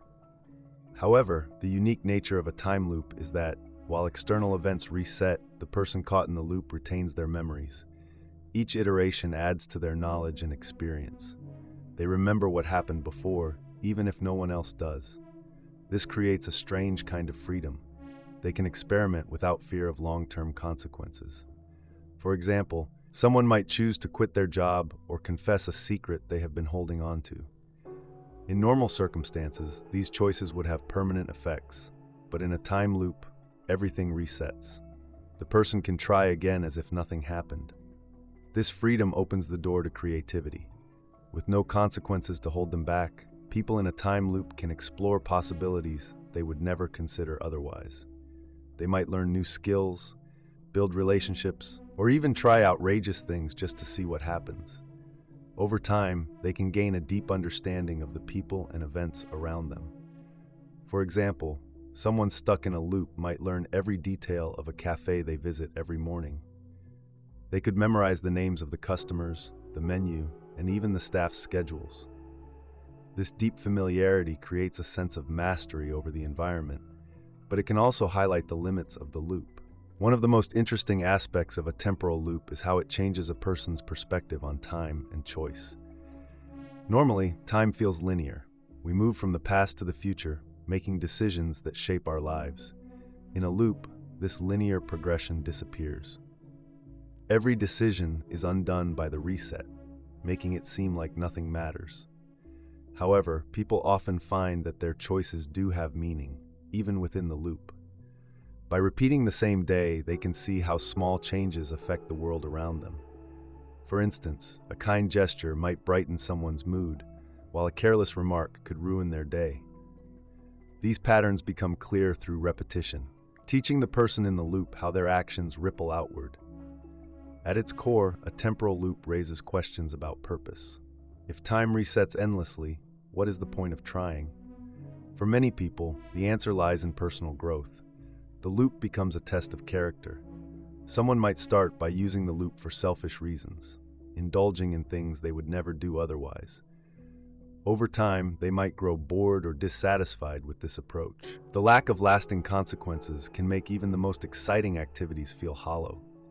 This often leads to a shift in priorities. Instead of focusing on themselves, they start to think about others. They might use the loop to help people solve problems or make the world a better place, even if no one remembers their efforts. For example, Imagine a man caught in a loop who sees someone trip and fall every day at the same time. At first, he might ignore it, thinking it doesn't matter because the event will reset. But as he repeats the day, he begins to feel a sense of responsibility. Even if the person won't remember being helped, the act of helping still feels meaningful. Over time, these small acts of kindness can transform how he views the loop. Instead of seeing it as a prison, he might see it as an opportunity to make a difference, even in small ways. One classic example of a time loop in fiction is the movie Groundhog Day. In the story, the protagonist, Phil, is a weatherman who finds himself living the same day over and over. At first, he uses the loop to his advantage, indulging in selfish desires and avoiding responsibility. Over time, he grows frustrated and even despairing.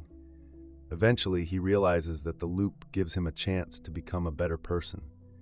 He learns to play the piano, helps the people in his town, and becomes more compassionate. By the end of the story, he has grown as a person, and the loop finally ends. This kind of growth is a common theme in stories about time loops. The repetition forces people to confront their flaws and learn from their mistakes. It also gives them the time to develop skills and knowledge they might never have pursued otherwise. In many ways, a time loop is like a magnifying glass, focusing attention on the small details of life. With enough time, even the most ordinary day can reveal layers of complexity and meaning. There is also a darker side to time loops. The lack of consequences can lead some people to harmful or destructive behavior. If nothing lasts, they might feel justified in acting recklessly. This raises ethical questions about responsibility. Does it matter how you act if no one remembers? For some, the answer might be no. For others, the knowledge of their actions, even if only in their own memory, is enough to hold them accountable.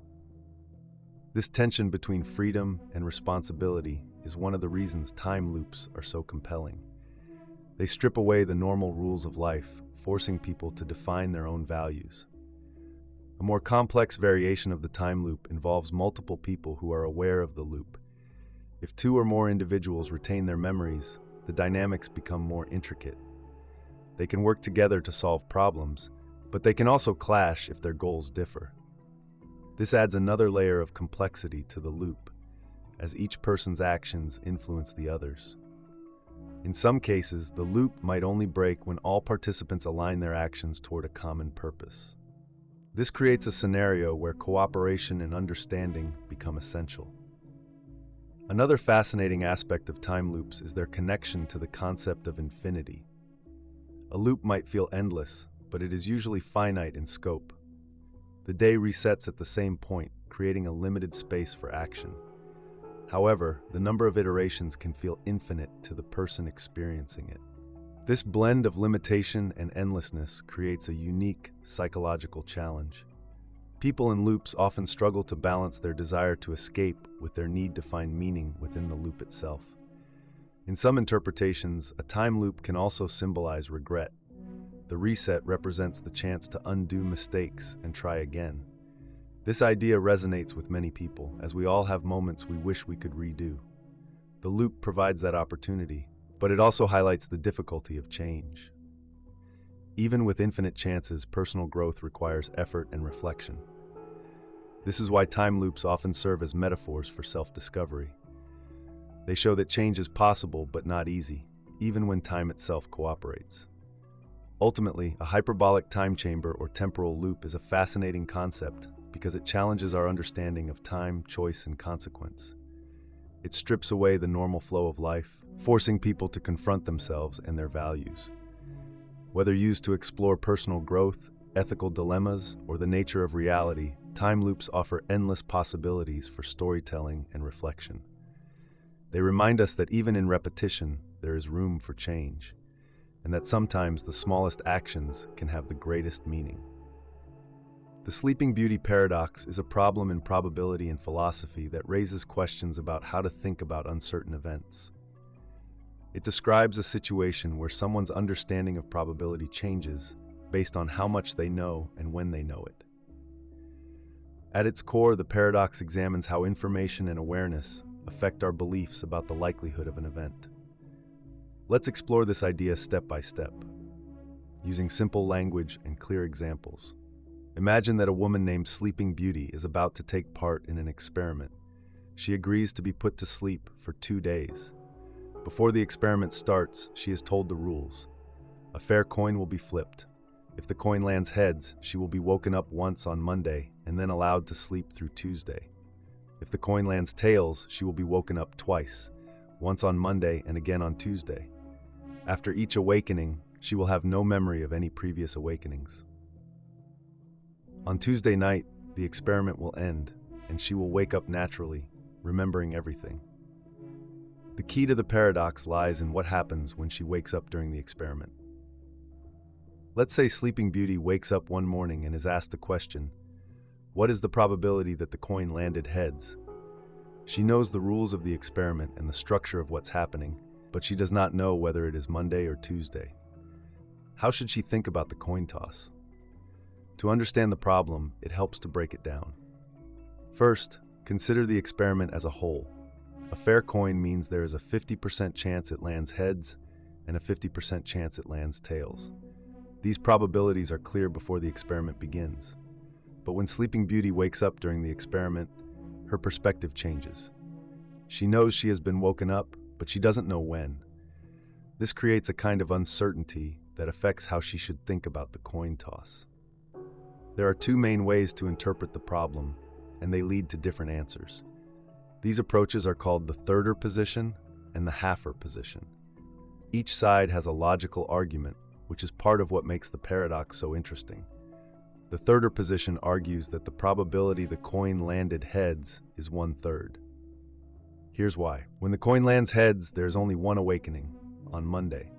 But when the coin lands tails, there are 2 awakenings, one on Monday and one on Tuesday.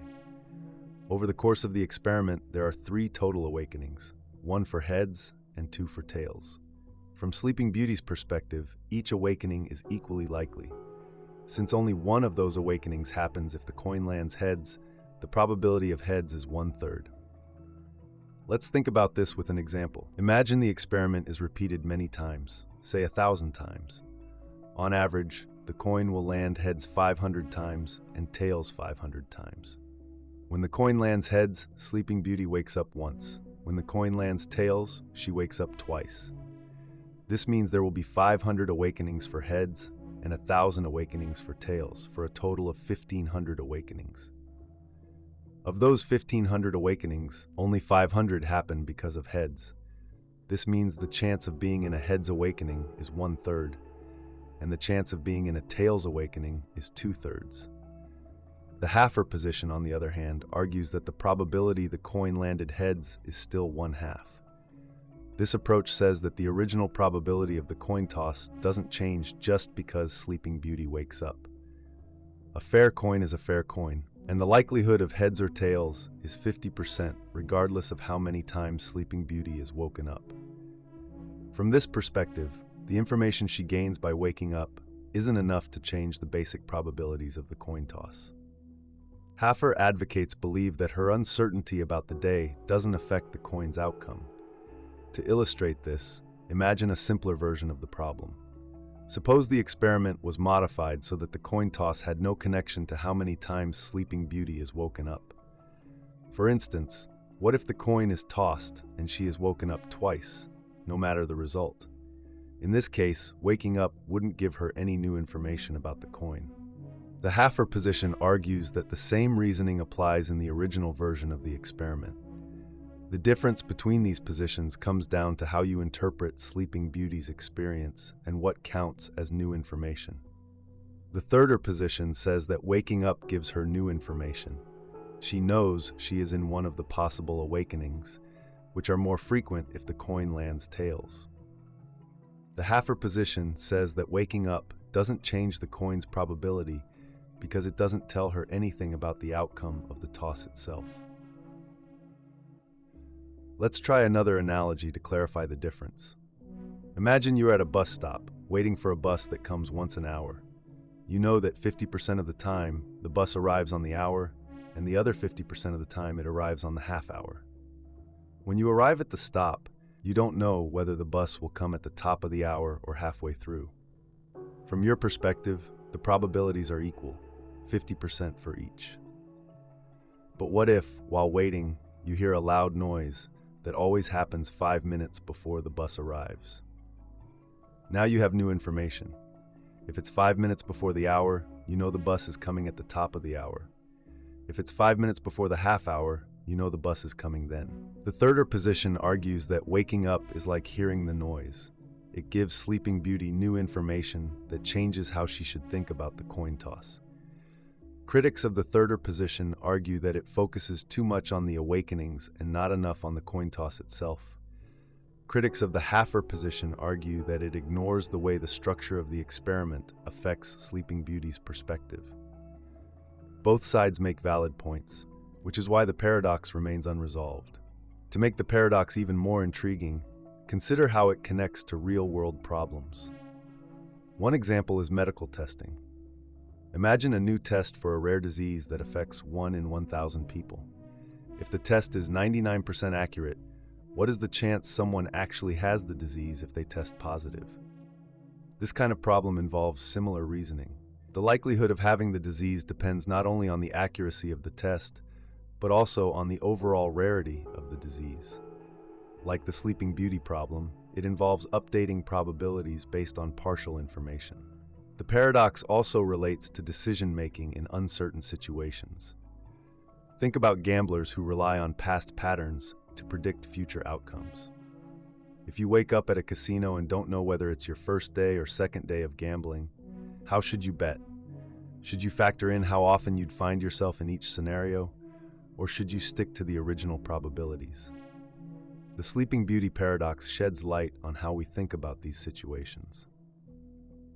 Another real-world connection is in philosophy. The paradox touches on ideas about personal identity and experience. If Sleeping Beauty has no memory of her previous awakenings, does each awakening represent a new version of her? Or is she the same person throughout the experiment? This question goes beyond probability and into the nature of consciousness itself. The Sleeping Beauty paradox also challenges the way we think about time. If the experiment were repeated infinitely, would the probabilities change? What if the coin toss wasn't fair? These variations add layers of complexity, but they all come back to the same basic question. What should Sleeping Beauty believe when she wakes up? The paradox is a powerful tool for exploring how we understand probability, information, and uncertainty. It shows that even simple scenarios can lead to deep questions about how we think. Whether you side with the thirders or the halfers, the paradox encourages you to think carefully about what you know, how you know it, and what that means for the decisions you make. The infinite Jeopardy paradox deals with the question of justification. It asks how we justify any belief, rule, or assumption without running into an endless cycle of needing more justifications. If everything we believe or assume requires a reason, then what justifies the reason itself? If that reason also requires justification, the process goes on indefinitely. This infinite regress creates a paradox because it seems impossible to reach a firm foundation where we can stop and say, this is certain. To understand this paradox, think about a simple example. Imagine someone asks why you believe the Earth orbits the Sun. You might say, because scientists have shown that it does. If they ask why you trust scientists, you might say, because they use evidence and the scientific method. If they ask why you trust the scientific method, you might reply, because it has worked in the past to explain how the world works.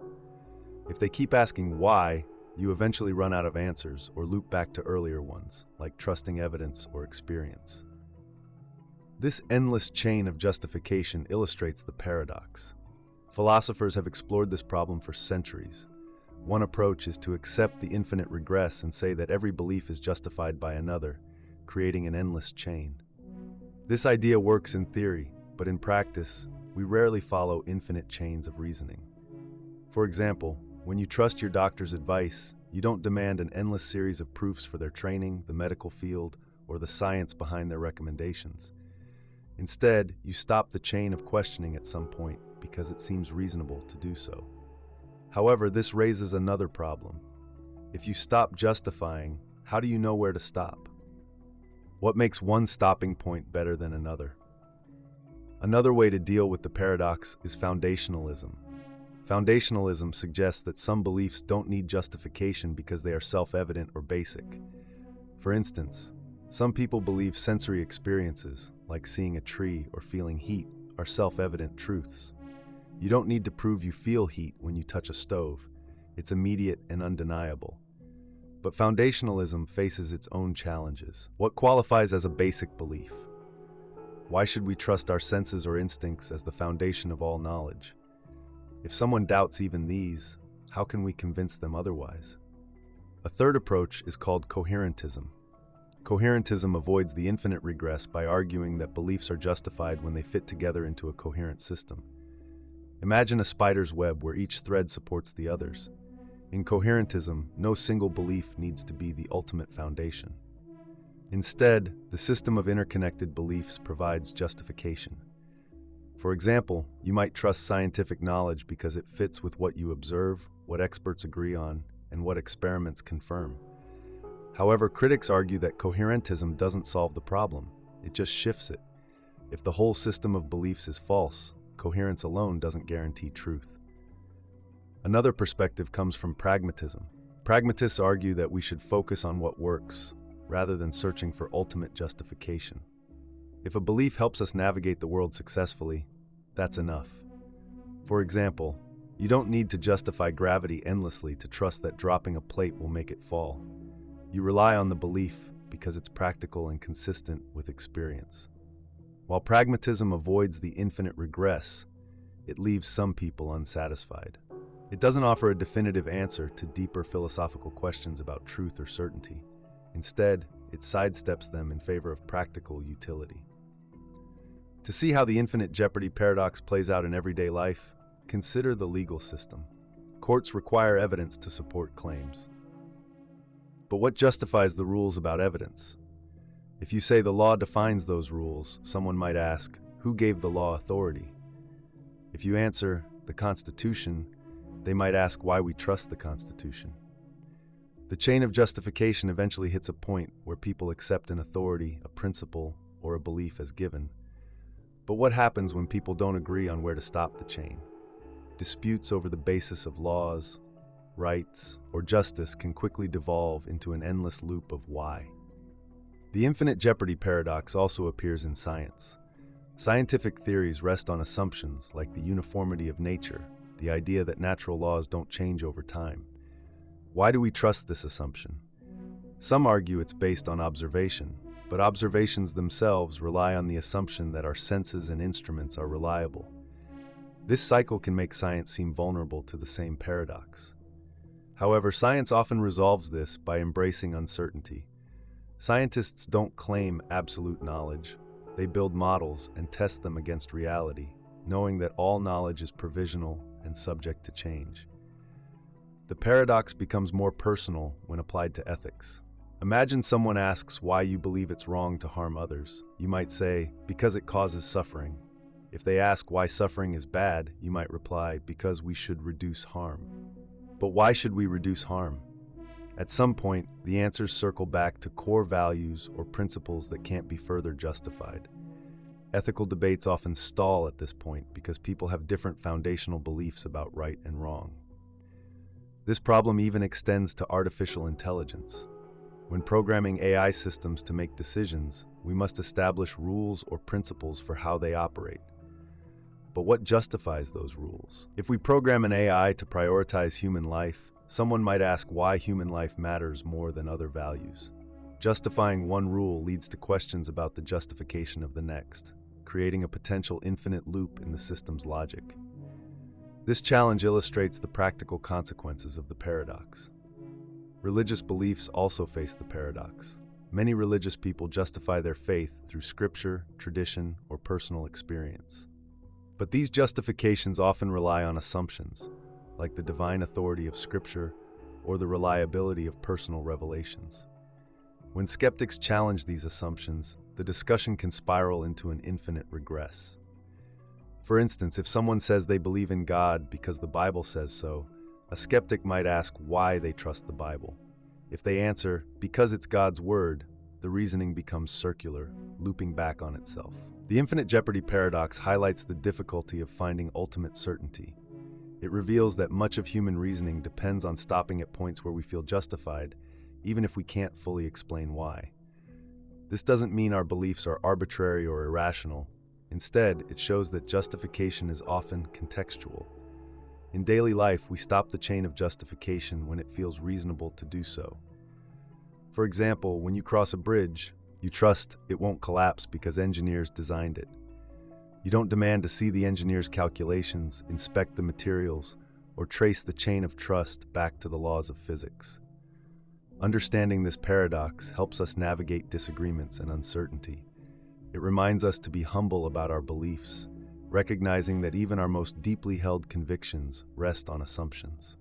It also encourages us to focus on shared foundations when discussing contentious issues. Instead of endlessly debating the justification of every belief, we can look for common ground and build from there. The infinite Jeopardy paradox doesn't have a single solution, and that's part of its power.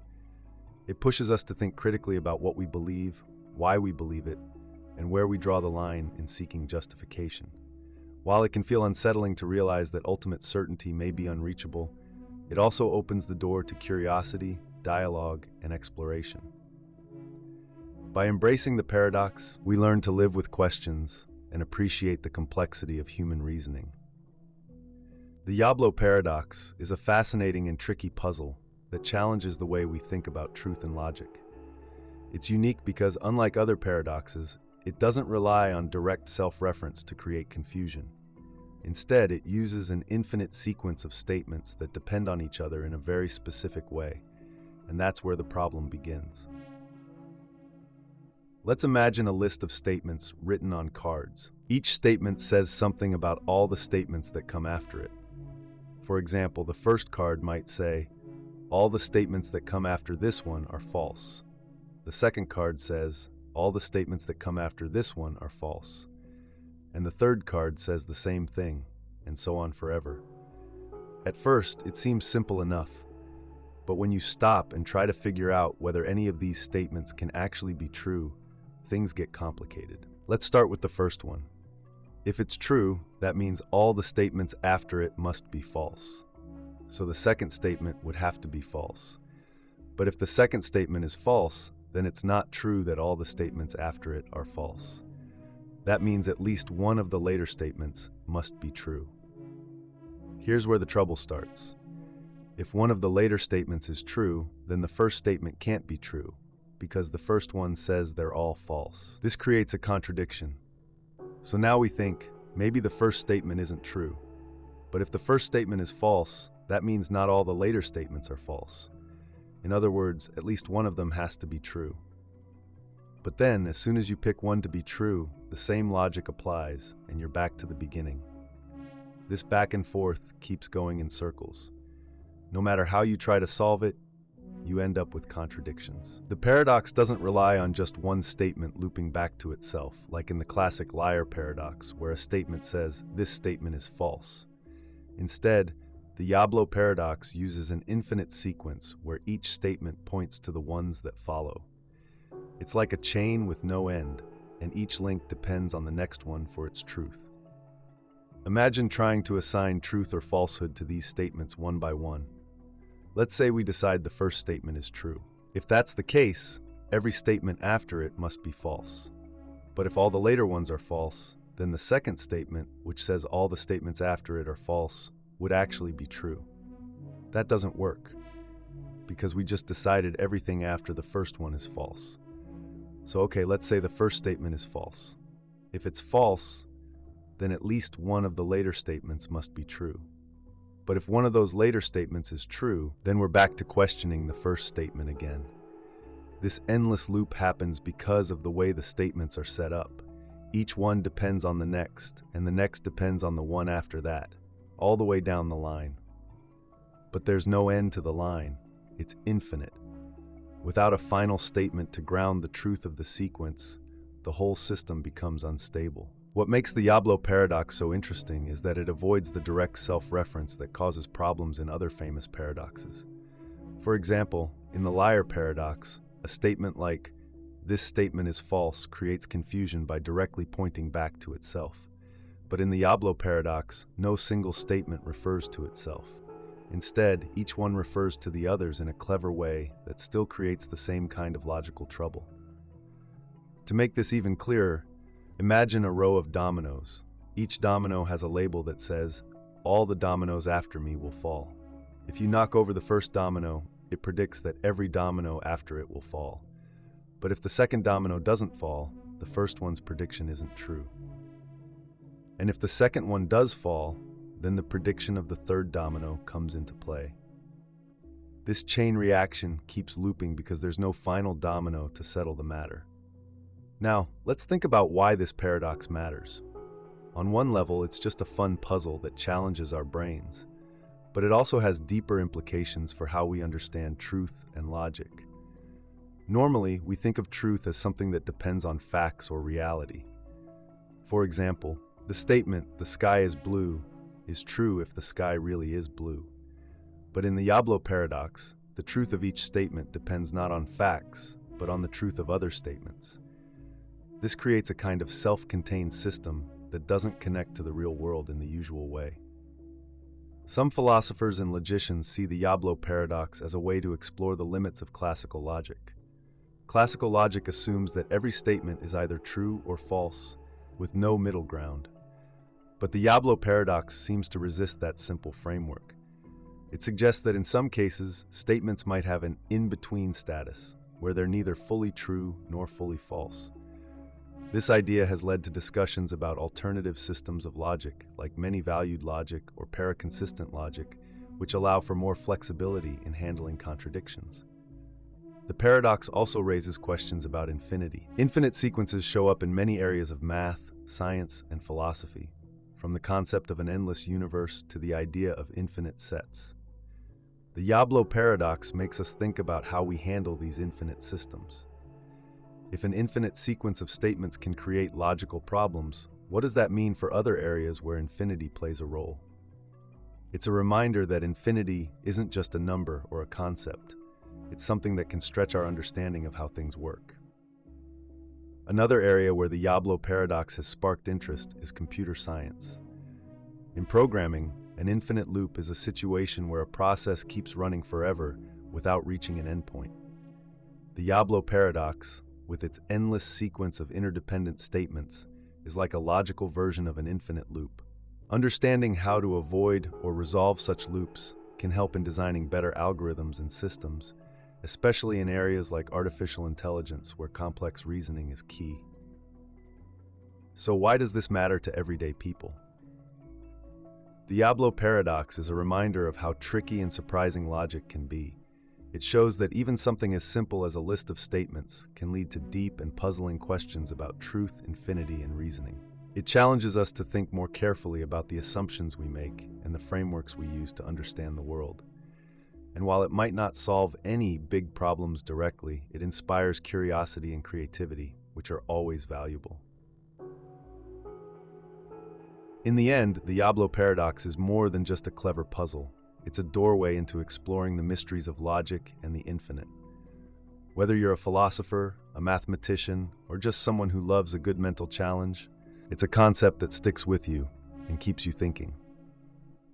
The Bootstrap argument in cosmology is a concept that challenges our understanding of the universe's origin. It suggests that the universe exists because it created itself. This idea is both intriguing and difficult to grasp because it defies the usual way we think about cause and effect. Typically, we assume that every event has a cause, and that cause comes before the event. The Bootstrap argument, however, breaks this chain by implying that the universe is both the cause and the effect. To understand this better, imagine a book that contains instructions for creating itself. The book exists because it followed the instructions inside its pages, but those instructions wouldn't exist without the book itself. This creates a circular relationship where the book's existence depends on its own instructions. This might sound strange, but it reflects the core idea behind the Bootstrap argument. Something can exist by being its own reason for existence. In cosmology, this idea emerges when we think about the origins of the universe. For centuries, people have tried to answer the question, where did everything come from? Many explanations rely on the idea of a first cause, something that set everything into motion. In religious contexts, this might be called God. In scientific contexts, it might be a singularity or a quantum fluctuation. But the Bootstrap argument takes a different approach. It suggests that the universe doesn't need an external cause because it is self-contained and self-creating. One way to explore this idea is through the concept of time. In our daily lives, time feels linear. There's a clear past, present, and future. However, physicists studying the universe have found that time might not be as straightforward as it seems. If time itself began with the universe, then asking what happened before the universe doesn't make sense because there was no before. This is similar to asking what's north of the North Pole. It's a question that assumes something exists beyond the boundary, but in reality, there's nothing beyond it. In this context, the Bootstrap argument suggests that the universe is like a closed loop. It creates itself because it exists within its own boundaries. This might sound abstract, so let's break it down further. Imagine a circle drawn on a piece of paper. If you trace the circle with your finger, you'll keep going around and around without finding a starting or ending point. The circle doesn't need anything outside itself to exist. It's a complete shape. The universe, according to the Bootstrap argument, might work the same way. It doesn't need an external cause or creator because it's a self-contained system. This idea has roots in modern physics, particularly in theories about quantum mechanics and relativity. At the quantum level, particles can appear and disappear seemingly without cause. This might sound magical, but it's a well-documented phenomenon. For example, in a vacuum, pairs of particles and antiparticles can spontaneously pop into existence and then annihilate each other. These events don't violate the laws of physics because they happen in ways that conserve energy overall. This phenomenon hints that the universe might not need a clear cause to exist. Instead, its existence could be a natural outcome of the way reality operates.